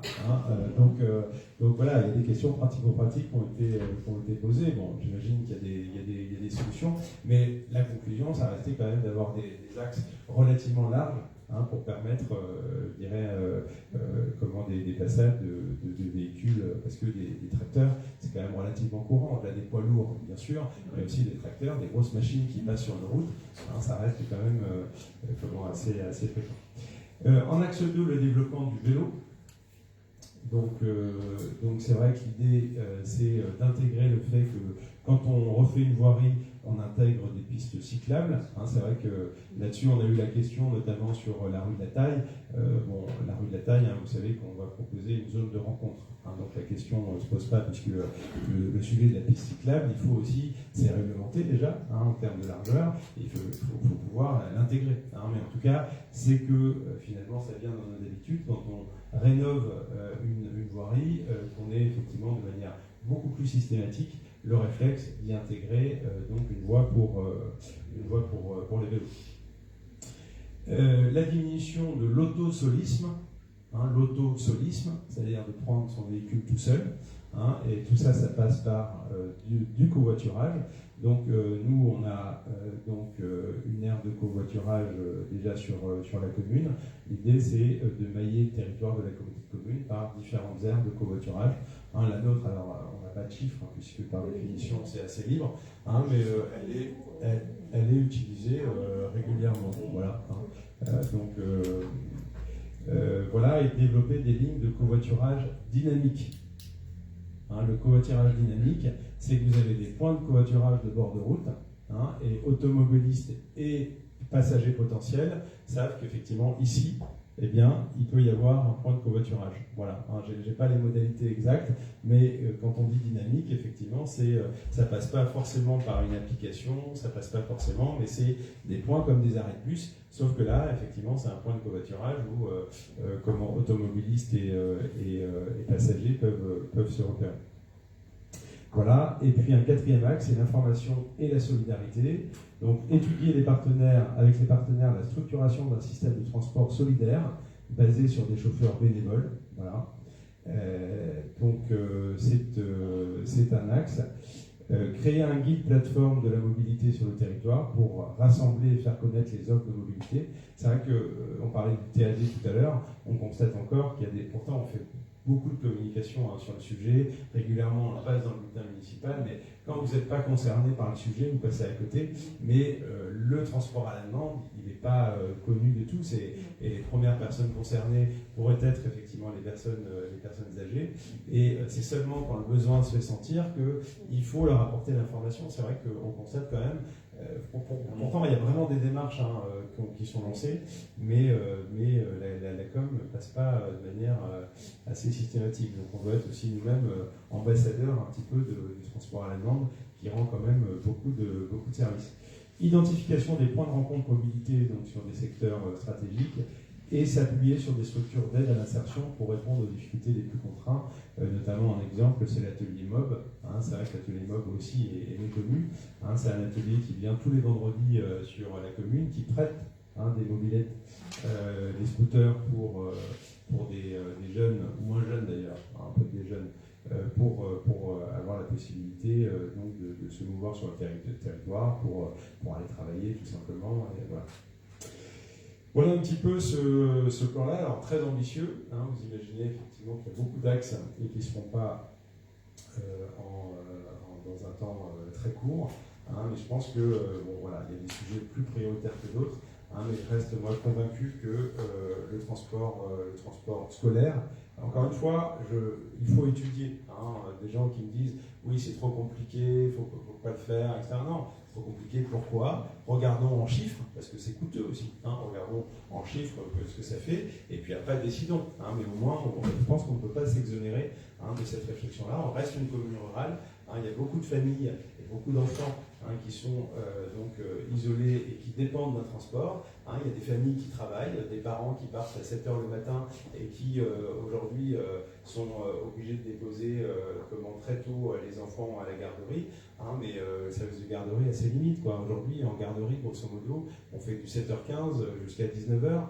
L'idée, c'est de pouvoir proposer une offre complémentaire de transport pour laisser le choix aux familles pour la mobilité de leurs enfants. Voilà, un petit peu ces axes-là. Est-ce qu'il y a des choses que vous souhaiteriez voir précisées? C'est vrai que c'est un pavé qu'on vous a envoyé, qui a été présenté en conseil communautaire et qui a été validé. Est-ce que vous avez des questions là-dessus? Des interrogations, des remarques? Philippe, on va te donner le micro.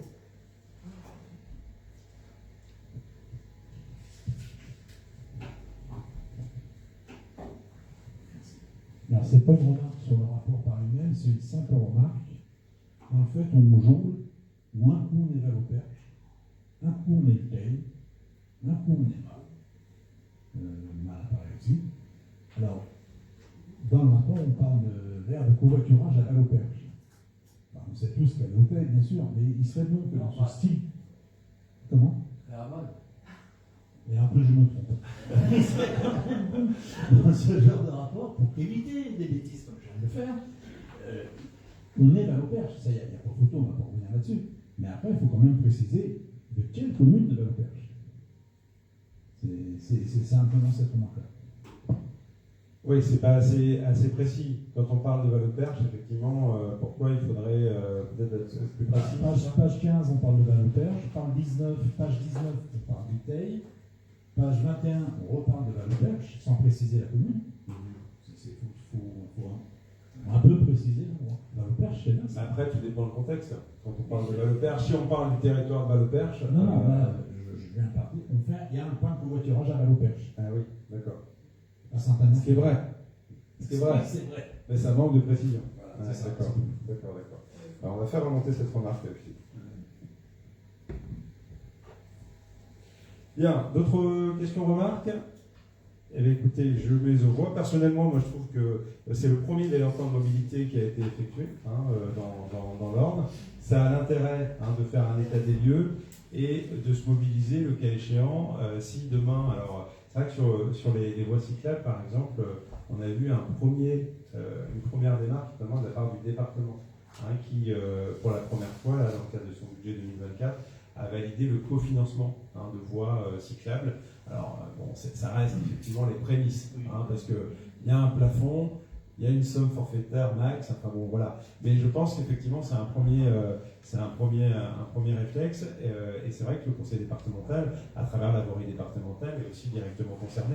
C'est vrai que assez naturellement, moi, l'axe auquel je pense, parce qu'il permettrait de relier le Teil à une zone d'activité, c'est l'axe le Teil-Mal. Typiquement, on a aujourd'hui 2 travailleurs qui font ce trajet à vélo, mais par des sentiers un peu détournés, ou alors voilà, dans des conditions de sécurité qui sont quand même pas terribles. Là, je parle de travaux, de trajets domicile-travail. Il y a bien sûr effectivement tout le loisir. Voilà, se balader sur la route, je parle de Teil-Mal parce que c'est celle peut-être que je connais le mieux parce que je la pratique, mais assez naturellement elle est départementale. C'est un axe qui relie une zone d'activité, accessoirement qui est aussi un chemin de randonnée plutôt sympathique. Et c'est vrai que comment une voie cyclable a la vocation aussi à être une voie sécurisée pour aussi les piétons, bien évidemment. Donc voilà, donc c'est vrai que ça nécessite un changement de braquet pour partager davantage la route. Voilà. Bien, je mets au voie ce plan de mobilité. Y a-t-il des abstentions, des oppositions? Je vous remercie. Philippe, tu avais des questions? C'est pas une question. On a délibéré, c'est pas grave. On a délibéré. Non, c'est bien. Je vous incite à venir dans les dernières pages de ce rapport pour voir les techniques utilisées pour ralentir les vitesses dans les bourgs. Et d'ailleurs, la commune du Teil est décrite. Oui, par les zones de rencontre. Par les zones de rencontre, les zones de 50, les zones 30. Et il donne aussi un petit peu un tableau descriptif où on s'est toujours posé la question qu'est-ce qu'on doit faire à quel endroit. Et là, ce rapport donne plusieurs solutions et c'est intéressant à lire. Je m'adresse principalement à mes collègues de la commission de voirie, ou même quand on nous demande de faire des ralentissements dans les bourgs. Oui, tout à fait. Mais moi, je pars du principe que les membres de la commission voirie ont lu attentivement la totalité du rapport. Bien, merci. Environnement, je vais laisser la parole à Dominique Tessy concernant un projet de convention de partenariat avec notre rucher local, le rucher du Beau-Verger. Saviez-vous qu'on avait un rucher sur la commune? Voilà, donc c'est la première information. On a effectivement un professionnel très impliqué, plein d'enthousiasme, effectivement, qui demande quelle tenue. Et donc Dominique va vous en dire un peu plus. Non, je vais juste rectifier, il y a plusieurs ruchers sur la commune, mais nous avons la chance d'avoir un apiculteur professionnel. Ah oui, oui, bien sûr. Donc on a effectivement un apiculteur professionnel qui est installé au lieu-dit Le Beau Verger à Valoperche, au Thé, et qui souhaite passer une convention avec la commune afin de pouvoir implanter des ruches sur certains endroits du territoire communal. Juste Dominique, Le Beau Verger, c'est en face des Vaux-Mignons. C'est ça. Sur la route de Saint-Germain. Donc il y a déjà 2 endroits qui l'intéressent vraiment. C'est le bois d'acacia dans le haut de la côte des Vaux-Mignons, où il a besoin, enfin il souhaite mettre des ruches sur le terrain de la commune, l'endroit où on stocke les matériaux et les déchets directement dans le bois d'acacia, de manière à faire une mielée sur l'acacia. Mais donc c'est une implantation éphémère. Et puis donc il souhaiterait implanter aussi quelques ruches dans la partie haute du cimetière paysager, puisque là c'est une zone arborée qui présente un intérêt apicole intéressant. Donc pour ce faire, il y a besoin de passer une convention avec la commune, de manière à ce qu'on puisse l'autoriser à implanter ces ruches sur le territoire communal, donc sur ces 2 emplacements dans un premier temps, et éventuellement ailleurs par la suite. La convention, je ne vais pas toute vous la lire, c'est simplement qu'on va lui donner ou pas l'autorisation d'implanter des ruches. Pour ma part, je suis tout à fait favorable à cette démarche, puisqu'elle a un côté environnemental forcément important, et il est important de contribuer à la protection des abeilles. L'apiculteur s'appelle donc Julien Girard. Il est installé au Beau Verger, donc son entreprise s'appelle Le Rucher du Beau Verger. En échange de cet emplacement qu'on lui octroierait, il s'engage d'une façon, on va dire, assez générale à nous apporter un certain nombre de propositions en matière notamment pédagogique et de sensibilisation à la découverte des abeilles et des ruches, si on le souhaite, que ce soit au niveau de groupes, on pourrait avoir défini des scolaires. Donc voilà, je ne sais pas si vous avez des questions particulières à ce sujet. Donc, dans les faits, il faut que le conseil municipal se prononce sur le fait qu'on lui accorde le droit d'implanter des ruches sur le territoire communal. Bien, merci Dominique. Est-ce que ça amène des questions, des interrogations? C'est vrai que c'est un secteur aussi très, très intéressant, que j'ai découvert un peu plus là, il n'y a pas très longtemps. C'est vrai que dans le travail aussi de partenariat, on travaillera avec cet apiculteur, notamment sur le produit, notamment dans nos cantines scolaires. Et puis il a vraiment cette volonté aussi de travailler en interaction, d'interagir avec les élèves. Donc voilà, et on aura peut-être, mais ça c'est en cours de négociation avec lui, moi je vous disais, ça pourrait être sympa qu'on ait du miel à offrir. Dans le cadre de nos partenariats, on fait des petits cadeaux parfois. Ça aurait du sens effectivement qu'on ait quelques pots de miel de nos terres-corps. Du miel de Valoperche. De Valoperche, voilà, tout à fait. Donc voilà. En tout cas, je pense que c'est un beau partenariat qui valorise aussi un professionnel de la commune. Je pense qu'il y a plein d'interactions à mettre en place qui en découlent. Alors, juste un détail, il nous propose, si on le souhaite, j'ai juste oublié un petit détail, il nous propose, si on le souhaite, que le nom de la commune de Valoperche soit associé à sa communication sur les sites, en tout cas sur ces éléments de communication par rapport à son outil. Donc c'est une proposition où on accepte ou on n'accepte pas aussi que notre nom soit noté sur la communication. On est partenaire, on affiche notre partenariat, je pense que ça va dans le sens de cette convention. Est-ce qu'il y a des questions, réactions? Non? Écoutez, je vous propose de mettre aux voix ce projet de convention de partenariat donc avec les ruchers du Beau-Verger. Y a-t-il des abstentions, des oppositions? Je vous remercie. Nous arrivons à la fin de ce conseil. Quelques informations diverses. On vous a transmis le rapport d'activité. C'était une demande et qu'on a réitéré auprès du territoire énergie, notamment bilan d'activité de nos bornes de recharge. Vous savez qu'on a des bornes de recharge installées par le territoire énergie, donc devant la mairie. Chaque année, on reçoit le bilan d'activité, puis on a bien sûr notre borne de recharge rapide qui a été implantée à la station donc en novembre dernier. Donc peut-être le premier graphique qui apparaît juste ici. Allez-y, Valérie, descendez un petit peu. Donc c'est le nombre de charges en 2023. Alors on n'a pas de comparaison bien évidemment pour la borne à la station. On a eu 94 recharges donc sur l'année 2023, sur la fin de l'année. Mais ça c'est une montée en puissance. Il faut le temps que la borne soit référencée sur les applications, etc. Et vous voyez effectivement qu'on est en légère augmentation sur nos bornes de recharge rapide qui sont au pied de la mairie. On est passé de 288 recharges donc en 2022 à 342. Voilà. On reste quand même, ça reste des bornes entre guillemets sous-utilisées par rapport à la moyenne départementale. On est, je crois qu'il recense les 10 premiers, les 10 premières bornes. On est au-delà des 10 premières bornes donc en utilisation. Voilà. Bon, ça reste un service à la population, de proximité. Voilà, qu'est-ce qu'il y avait à retenir sur le sujet?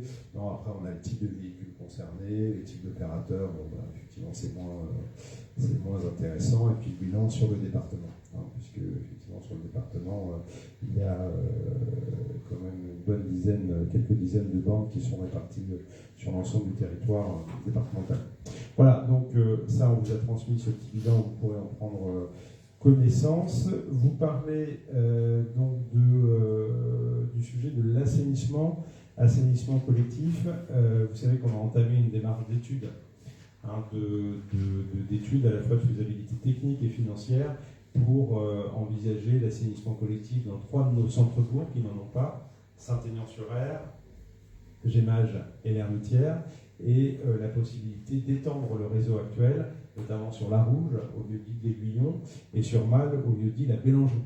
Voilà, donc il y a un cabinet qui travaille depuis quelques mois sur le sujet, donc qui nous a retransmis, en tout cas au niveau de la commission, donc son rapport, qui l'a affiné, et donc dans le process, il est prévu, alors tout est possible, quand on veut, on peut, sauf que le sujet c'est bien sûr le coût. La faisabilité technique, en tout cas à ce stade, sur les 5 périmètres, on a trouvé les moyens de le faire. Après, c'est le coût au raccordement. Un raccordement qui nous coûte 8 000 € par compteur et un raccordement qui nous coûte 50 000 €, c'est pas la même chose. Et puis, donc ça c'est un élément de la décision. À présent, il nous faut présenter ces études auprès des habitants concernés.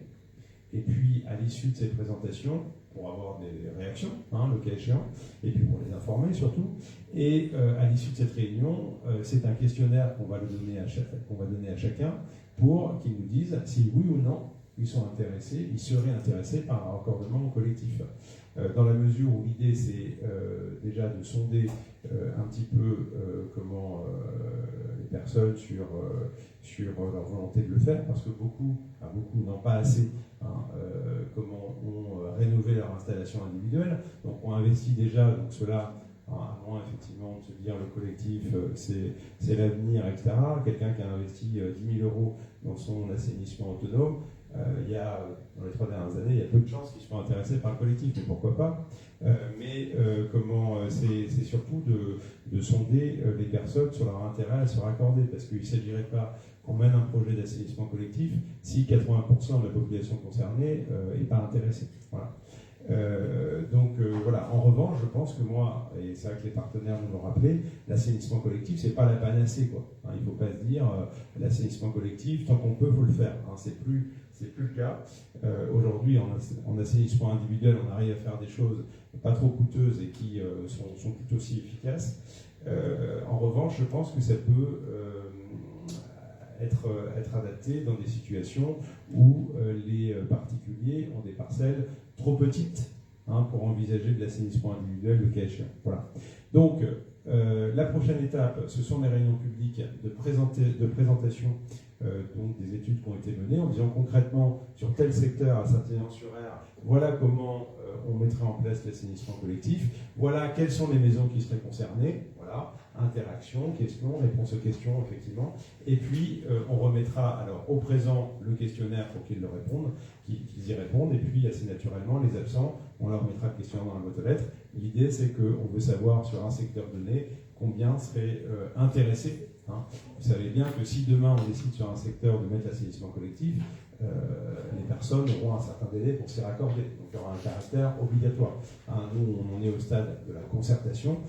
Et donc, voilà, là on le fera. Il faut qu'on ait quand même une envie et un besoin des gens de s'y raccorder.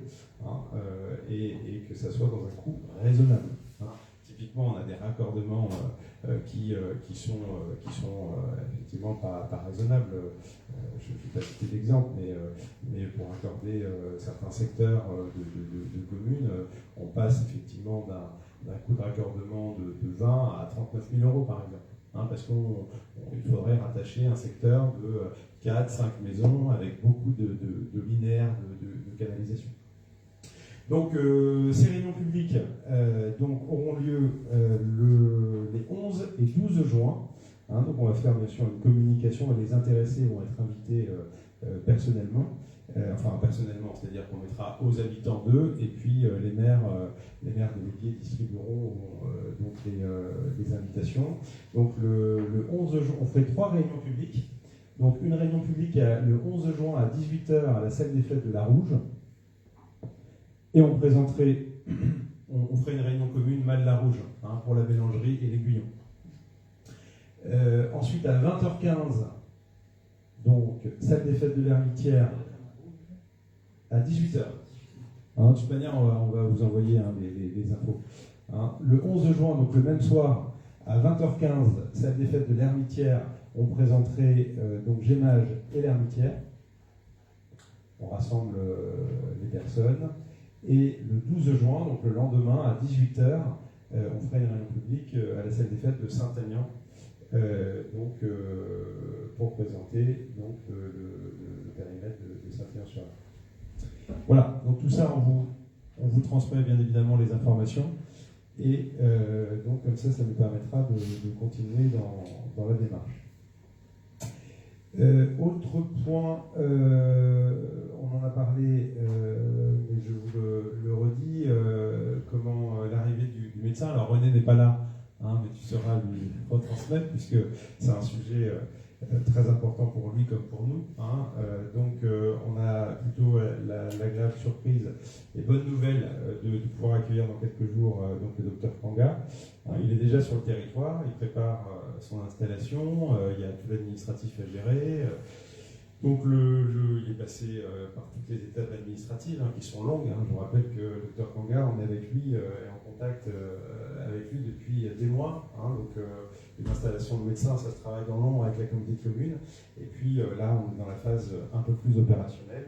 Et donc il devrait pouvoir consulter, je dirais, d'ici à la première quinzaine de juin. Bien sûr, effectivement, la communication sera faite auprès des patients. Mais bon, il y a quand même un certain nombre de démarches administratives à faire auprès de la sécurité sociale, de l'agence régionale de santé, etc. Donc il y travaille. Donc ça, c'est plutôt une bonne nouvelle. Donc il viendra compléter l'équipe du pôle de santé. Le docteur De Gaulle, lui, continuera le temps de l'arrivée du docteur Kanga. Et puis vraisemblablement, puisque le docteur De Gaulle, je vous rappelle, intervient dans le cadre du Médicobus, il est salarié du Médicobus, et assez naturellement, le Médicobus était venu après le départ du docteur Arquer. Donc à partir du moment où on a un médecin à temps plein qui arrive, assez naturellement, le Médicobus ira répondre à des besoins sur d'autres territoires. Donc voilà, en tout cas, j'ai rencontré le docteur De Gaulle aussi pour le remercier, et puis on aura d'autres occasions pour le remercier. Mais c'est vrai qu'à raison d'un jour par semaine, ça a permis quand même effectivement de répondre à un certain nombre de demandes de patients. Voilà, et puis en plus, le docteur Kanga a plein de projets, l'achat de matériel aussi pour notamment aller un peu plus loin dans les diagnostics cardio, etc. Donc voilà, en tout cas, il est plein d'entrain.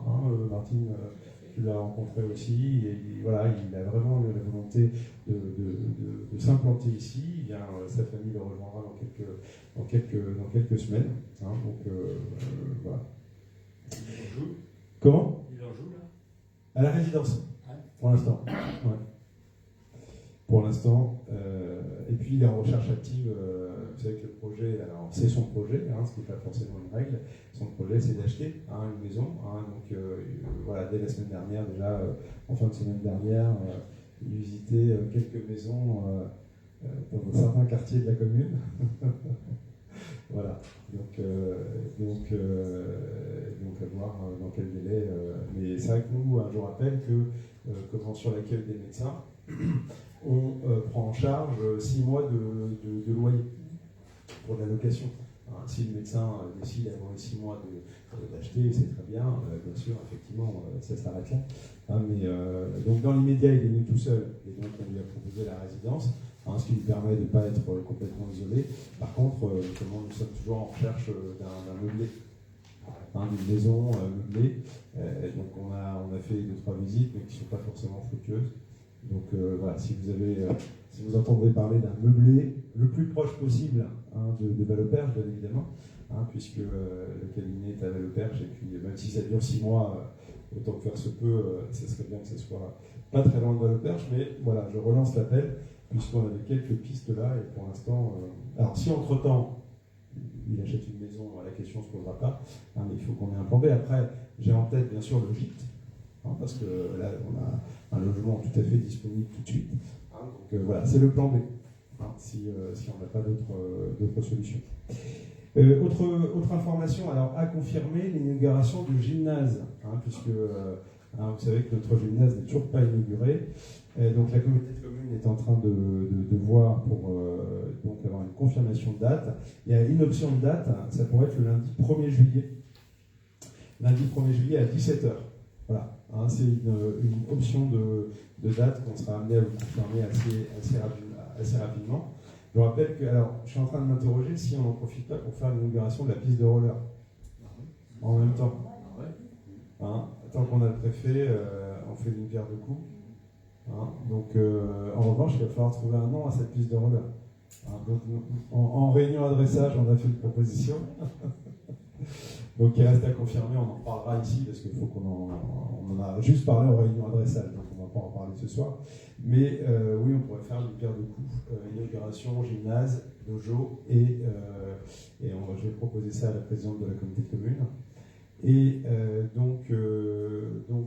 comment je vous rappelle aussi qu'on a proposé donc de baptiser le dojo au nom de la judocate, et donc la communauté de communes a validé cette proposition la semaine dernière, donc une judocate d'Argentan, donc qui sera vraisemblablement présente le jour de l'inauguration, et Angélique Duriez, donc le gymnase toujours au nom de Bernard Lebranchu. Et la bonne nouvelle, c'est après d'âpres recherches, Patrick, on a retrouvé donc les descendants, parce que c'est vrai que c'est pas si loin que ça. En même temps, quand les contacts sont rompus, c'est difficile. Donc on a retrouvé Roger. C'est l'un des 3 frères Lebranchu qui est survivant, qui est le plus âgé d'ailleurs. Ouais, c'est ça. Qui va porter la flamme d'ailleurs au Mont-Saint-Michel à la fin du mois de mai, qui habite à Agon-Coutainville. Et donc par son intermédiaire, on a pu retrouver donc des contacts avec les enfants, ou alors effectivement les cousins donc, de Bernard, puisque Bernard Lebranchu. Voilà, tout à fait. Donc vraisemblablement, comment on aura son fils qui viendra, les cousins, cousines, enfin, ça sera l'objet, je pense, ce jour-là, de retrouvailles pour cette famille qui, effectivement, a été aussi marquée par le passé Lebranchu. Je pense que la commune du Teil est forcément marquée par l'histoire de cette entreprise et de cette famille, et la famille aussi, la famille a fonctionné autour de cette industrie, et donc ça rappelle de bons souvenirs à ses descendants. Voilà, donc ça pourra être une belle manifestation, et à ce moment-là, là on va réfléchir à intégrer une inauguration de piste de roller. Voilà. Et puis dernière information, dans les bonnes nouvelles aussi, je signe la vente de la première parcelle du lotissement, donc le 3 juin. Voilà, je pense que c'est suffisamment important et attendu pour que je vous en informe officiellement. Donc c'est plutôt une bonne chose, dans la mesure où le contexte jusque-là, notamment d'accords bancaires, a été un petit peu compliqué, délicat. En face de nous, on a des porteurs qui ont vraiment mûri leur projet, qui sont en lien avec nous depuis quelques mois. Donc je pense qu'après la signature, les travaux pourront commencer assez rapidement. Et c'est vrai qu'on croit beaucoup aussi au fait que, c'est ce qu'on dit d'ailleurs d'autres communes qui ont eu des projets de lotissement, d'autres maires nous disent aussi effectivement que il faut qu'il y ait un premier et un deuxième pour que une dynamique se crée. Donc on va essayer de surfer sur cette dynamique. Donc voilà, c'était une information que je souhaitais vous transmettre ce soir. Donc j'en ai terminé de mon côté, et je vois qu'Annie effectivement est prête, elle s'impatiente depuis tout à l'heure. Je lui passe le micro. J'ai eu un appel cet après-midi de la personne qui a... J'ai eu un appel cet après-midi de la personne qui a annulé le repas du IP. Je lui ai dit que je n'étais pas du tout satisfaite. Il est parti plus tôt que prévu. Déjà, il est parti à 17h30 au lieu de 18h comme c'était prévu dans le contrat. Et au niveau de l'animation, il n'y a vraiment rien eu. Que ce soit les chansons, il était mis en chanson aussi. Et au niveau animation, il n'y a rien eu du tout. Alors il m'a dit, j'ai bien compris que la mayonnaise ne prenait pas. J'ai dit, c'est moi qu'on puisse dire. Et il me dit, éventuellement, si vous avez une autre animation dans l'année, je ferai un geste commercial. J'ai trouvé ça franchement très. Je ne sais pas ce que tu en as pensé, toi, Sébastien, mais franchement, l'animation, ça ne mérite même pas ce qu'on nous a proposé. Après on teste des prestataires qu'on ne connaît pas, c'est moyen de changer aussi. Mais bon, malheureusement. Mais il s'est passé chanson. Ah bah oui, non, mais oui, c'était pas mal. Et combien de fois qu'on joue? Non, puis il nous a fait un espèce de test, il a pris un temps fou à relire ses papiers et tout. Il n'a rien fait. Non, donc voilà ce que je peux dire. Bon, en revanche, le repas s'est bien passé. Oui. Je pense que les seniors ont passé un bon moment. Donc ont bien mangé. Puis bon, c'est convivial. On était 110 qu'on fait malade. Non, j'ai pas été malade. Patrick faisait son premier repas des seniors. Ouais. T'as apprécié. Il y en a d'autres qui vont me suivre. Voilà, c'est tout ce que j'avais dit. Merci Annie. Liliane. Juste pour vous dire que la prochaine réunion du comité de pilotage du jumelage aura lieu le mardi 28 mai. Donc là, on y fera quoi? Là, on va finaliser notre rendez-vous du 22-23 juin quand ils vont venir à la pêche. Tout le monde a en tête ce process-là. L'idée, c'est vraiment de profiter de ce week-end où nos partenaires de Cerisé viennent pour finaliser nos objectifs communs. Je pense que c'est aussi une attente à la fois de la municipalité, mais aussi des bénévoles qui sont autour de la table. Très bien. D'autres points, Liliane? Merci. Heidi. Si vous connaissez des personnes, on va lancer une communication sur le local éphémère. Il nous reste 2 semaines en juillet, 1 semaine en juin de libre. Alors, commerce éphémère, rappel le où commerce éphémère se trouve à côté de la boulangerie La Fleuriste en bas de l'église. Donc les locaux ont été loués là, tout le mois de mai pour du matériel paramédical. Et donc en juin, on a 2 semaines de prix, et en juillet, 2 semaines également, et en août, le mois complet. Donc si vous connaissez des gens qui veulent essayer une activité, se lancer, donc location à la semaine ou au mois. Donc au mois maintenant, il n'y en a plus. C'est vraiment le principe. La personne elle paie, dans son loyer, il y a l'électricité, il y a l'eau, et il teste son business. Si le business fonctionne ou qu'il demande un peu plus, il prolonge un petit peu le commerce éphémère. Et l'objectif, c'est de pouvoir, derrière, éventuellement rebondir sur un bail un peu plus long, quoi. C'est ça l'idée, quoi. Hein. Donc on a bien fait donc les diagnostics après travaux, les diagnostics énergétiques sont à jour, etc. Hein, donc pour s'assurer que quand ce soit tout à fait transparent pour les locataires qui intègrent ces locaux. Et ça a l'air plutôt, j'y suis passé comme ça avait dit la semaine dernière, donc sur le matériel, vous avez peut-être vu, c'était du matériel parapharmacie, tout ça, et les personnes étaient plutôt satisfaites. À la fois, bon, je suis passé le mercredi midi, donc il y a eu le marché, donc là il y a eu beaucoup plus de flux, mais les autres jours, vraisemblablement, il y a eu un flux un peu régulier, bon, des gens un peu curieux, et c'est l'objet aussi, mais voilà. Bien, d'autres points, Eddy? Non, pour moi, ce sera tout. Merci, Eddy. Juste pour dire que les jeunes du conseil municipal ont bien participé au 8 mai avec motivation. Ils sont bienvenus. Ils ont fait toutes les communes déléguées, dont une petite justement qui a suivi toutes les communes. Le 9 également, ils étaient présents pour la manifestation de la flamme de la liberté. Donc c'était 6 ou 7. Donc pareil. Et puis là, ils vont participer dimanche à la manifestation sur les 80 ans, le débarquement. Donc normalement, il doit y en avoir 7 qui seront présents pour chanter. Voilà, ils sont prêts également. Et puis le 8 juin, donc on fera un nettoyage des communes, enfin un nettoyage envers la nature, donc pour les communes de la Rouge et de Saint-Valère. Donc ceux qui sont libres, je vous invite à venir nous rejoindre. Donc, voilà, et à venir les aider. Donc le départ est à 14h30 à la Rouge, place de l'église. Et on sera 1 heure sur la Rouge et après on va sur Saint-Agnan. Il y a une com qui va suivre? Oui, il y aura une affiche qui va être distribuée dans pas longtemps. Plusieurs peut-être? Oui, certainement. Oui. Avec le logo qu'ils ont donc inventé. C'est bien ça. La phrase, oui. Voilà. Voilà, c'est tout. Merci Lydie. Alors, en ce qui me concerne, pas d'infos complémentaires par rapport à ce que j'ai évoqué. Merci. Alors, sur ma gauche, Martine, qui a beaucoup d'informations. Je ne sais pas si c'est beaucoup d'informations.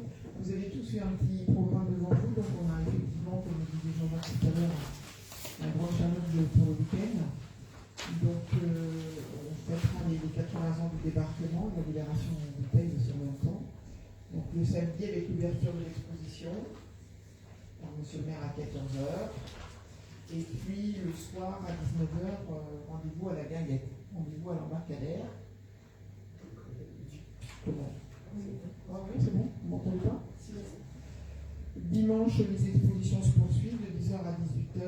11h30, il y aura donc une commémoration de l'Innovation en présence effectivement du CNJ et de différents invités avec une participation de l'harmonie de Saint-Germain-de-la-Coudre. Un verre de la midi à midi sur le terrain d'exposition. 15h, défilé dans les rues des véhicules de collection. Et 16h à 17h30, la chorale résonance du Maine-sur-Sarthe dans un concert à l'église du Teil. Et également sur la journée, il y aura le vide-grenier sur le quartier Grandchamp de la Rouge. Et enfin, lundi et mardi, ce sera les ateliers mémoire et transmission auprès des jeunes collégiens et des jeunes primaires de nos écoles. Voilà. Et en parallèle, il y aura également l'exposition La Normandie, une histoire européenne, qui est installée depuis cet après-midi dans la salle des mariages. Je remercie d'ailleurs Alain François et Jean-Jacques qui sont allés la chercher directement. Ça s'est bien passé. Ça partait pas trop mal. Donc c'est une exposition qui parcourt la Normandie. Ça a commencé en 2022. Ça nous est proposé par... c'est à l'initiative de Stéphanie Lyon-Courtin, qui est une députée européenne, qui est également conseillère régionale de Normandie. Et donc c'est elle qui nous a proposé cette exposition qui sera présente du 22 mai au 27 mai, de 10h à 17h30. Donc je vous invite à venir nombreux à cette exposition. L'intervention, c'est dimanche, oui, les mémoires tailloises, oui. Donc sur le devoir de mémoire, oui. Samedi, dimanche, il n'y a pas de petit, hein? Si, de 15h à 16h, il y a des ateliers d'animés, les mêmes que pour les scolaire. Vous avez des questions par rapport à ce week-end? Bon, en tout cas, une belle manifestation. Je remercie Martine pour son engagement avec toutes les associations autour, mais il faut mobiliser. C'est vrai que Lydie l'évoquait, on a eu une belle cérémonie du 9 mai aussi, avec le passage de la flamme de la liberté, qui a nécessité aussi l'engagement. Je pense à Jean-Jacques, Isabelle, qui ont dû effectivement aussi mettre effectivement beaucoup d'énergie pour la bonne organisation, qui s'est très très bien passé. J'en ai pas encore parlé aujourd'hui, mais voilà, c'est une manifestation unique par définition. On a l'opportunité de les recevoir. D'ailleurs, pour certains qui suivent un peu la flamme, vous savez qu'elle est partie à Portsmouth et maintenant elle est sur le Queen Mary, c'est ça, direction Washington DC. Donc voilà, et puis voilà, on poursuit la commémoration du 80e avec une belle manifestation qui mobilise beaucoup de locaux. Donc ça c'est chouette. En tout cas, je pense qu'il faut il n'y a pas besoin. Et puis on a quand même des associations qui viennent de loin, qui a réussi à mobiliser aussi, qui viennent quasiment gratuitement, donc c'est aussi à souligner. Voilà. Bon, on a la chance que ça soit juste avant les événements qui vont se dérouler sur la côte. Donc c'est un peu une répétition, mais ils ont la disponibilité. C'est le choix de ce week-end-là d'ailleurs, parce qu'autrement on ne pouvait pas les avoir. Ça avait été le 6 juin. Ils sont sur la côte. Très bien. Merci Martine. D'autres points? Merci. Question. Sur GEMA, j'ai rien de particulier, à part des chemins de terre qui ont à nouveau souffert des conditions climatiques. C'est le cas de la trosse minière où je suis passé ce matin et où la partie haute est détériorée. Donc il faudra intervenir, mais bon, on suit ça avec Jean-Jacques. Voilà. Le jour où le temps s'améliorera. Voilà. Très bien. Merci. Question. Dominique, parlez bien près du micro. Alors, le 28 mai prochain, avec Marie-Armelle et Alain François, nous nous rendons à Saint-Nicolas-des-Bois sur une journée d'information, de formation et d'échange sur le rôle des élus locaux face aux risques émergents de feux de forêt, face au changement climatique. Donc s'il y a encore des gens qui sont intéressés, il est toujours possible de venir. Je vous rappelle juste, comme ça pour info, le programme, c'est le changement climatique et ses conséquences sur les forêts du territoire. Qu'est-ce qu'un feu de forêt? Les causes des départs, sa propagation, les responsabilités du maire, la prévention, gestion et mise en sécurité, et les outils existants pour prévenir et gérer ce genre de menaces. Et pour finir, donc, je vous rappelle que samedi soir, donc en plus des manifestations liées au 80e anniversaire du département, donc il y a la soirée Guerrier, comme l'année dernière, et là encore, pour ceux qui le pourront, nous faisons appel au bénévolat pour vendredi matin pour l'installation du matériel, et pour samedi soir à partir de 23h pour donner un coup de main au démontage des installations. Voilà, c'est tout. Merci Dominique. Jean-Jacques. Donc, en ce qui concerne la voirie départementale, donc M. Godino est de retour parce qu'il était en convalescence. Donc j'espère qu'on pourra faire des choses meilleures parce que voilà, il n'avait pas été remplacé, donc c'est vrai que c'était sûrement pas évident. Le déploiement de la fibre, vous avez vu qu'il y a des endroits comme la tuterie, ils ont commencé avec des poteaux neufs, il n'était pas. Donc ça y est, c'est fait. Ça tenait, oui. On parle beaucoup de la tuterie ce soir. Et puis la départementale 288 de Mal qui vient au Teil, c'est pareil, ils sont en souterrain, ils sont en train de passer la musique. Voilà, c'est plus papier. Vous excusez pour le chemin, on ne peut rien faire pour l'instant. Sur la fibre, donc les déploiements, la fibre est déployée sur tous les bourgs. Il reste encore des endroits où elle n'est pas déployée. Sur le Teil, elle est déployée quasiment partout. Les seuls endroits où ce n'est pas déployé, si vous l'entendez, c'est bien sûr le quartier de la Taille. Assez naturellement, on attend de creuser pour placer la fibre. Et puis également quelques maisons du côté de la rue des Sources. il y a encore des zones blanches de ce côté-là. Voilà, on a eu encore des demandes là, sur la Malbrou. C'est en cours, donc les gens doivent encore patienter. On a régulièrement des messages. Alors, on invite les gens à aller sur le site internet, puisque dans la rubrique services numériques fibre, ils ont une cartographie. Ils savent effectivement si c'est déployé, pas déployé. Et sur cette cartographie, si sur leur maison il y a une pastille rose, ça veut dire qu'ils doivent décrocher leur téléphone et appeler le fournisseur d'accès pour se faire connaître. Tous ceux qui sont en pastille rose sur cette cartographie, eh bien, il y aura déploiement seulement s'il y a au moins une demande. Voilà. Donc là, on l'a découvert il n'y a pas très longtemps sur un secteur qui était censé être déployé, et finalement on s'est rendu compte qu'ils ont fait le choix de ne pas déployer. C'est des secteurs un peu isolés, peut-être avec 4, 5, 6 maisons, et il n'y aura pas de déploiement si aucune personne se fait connaître.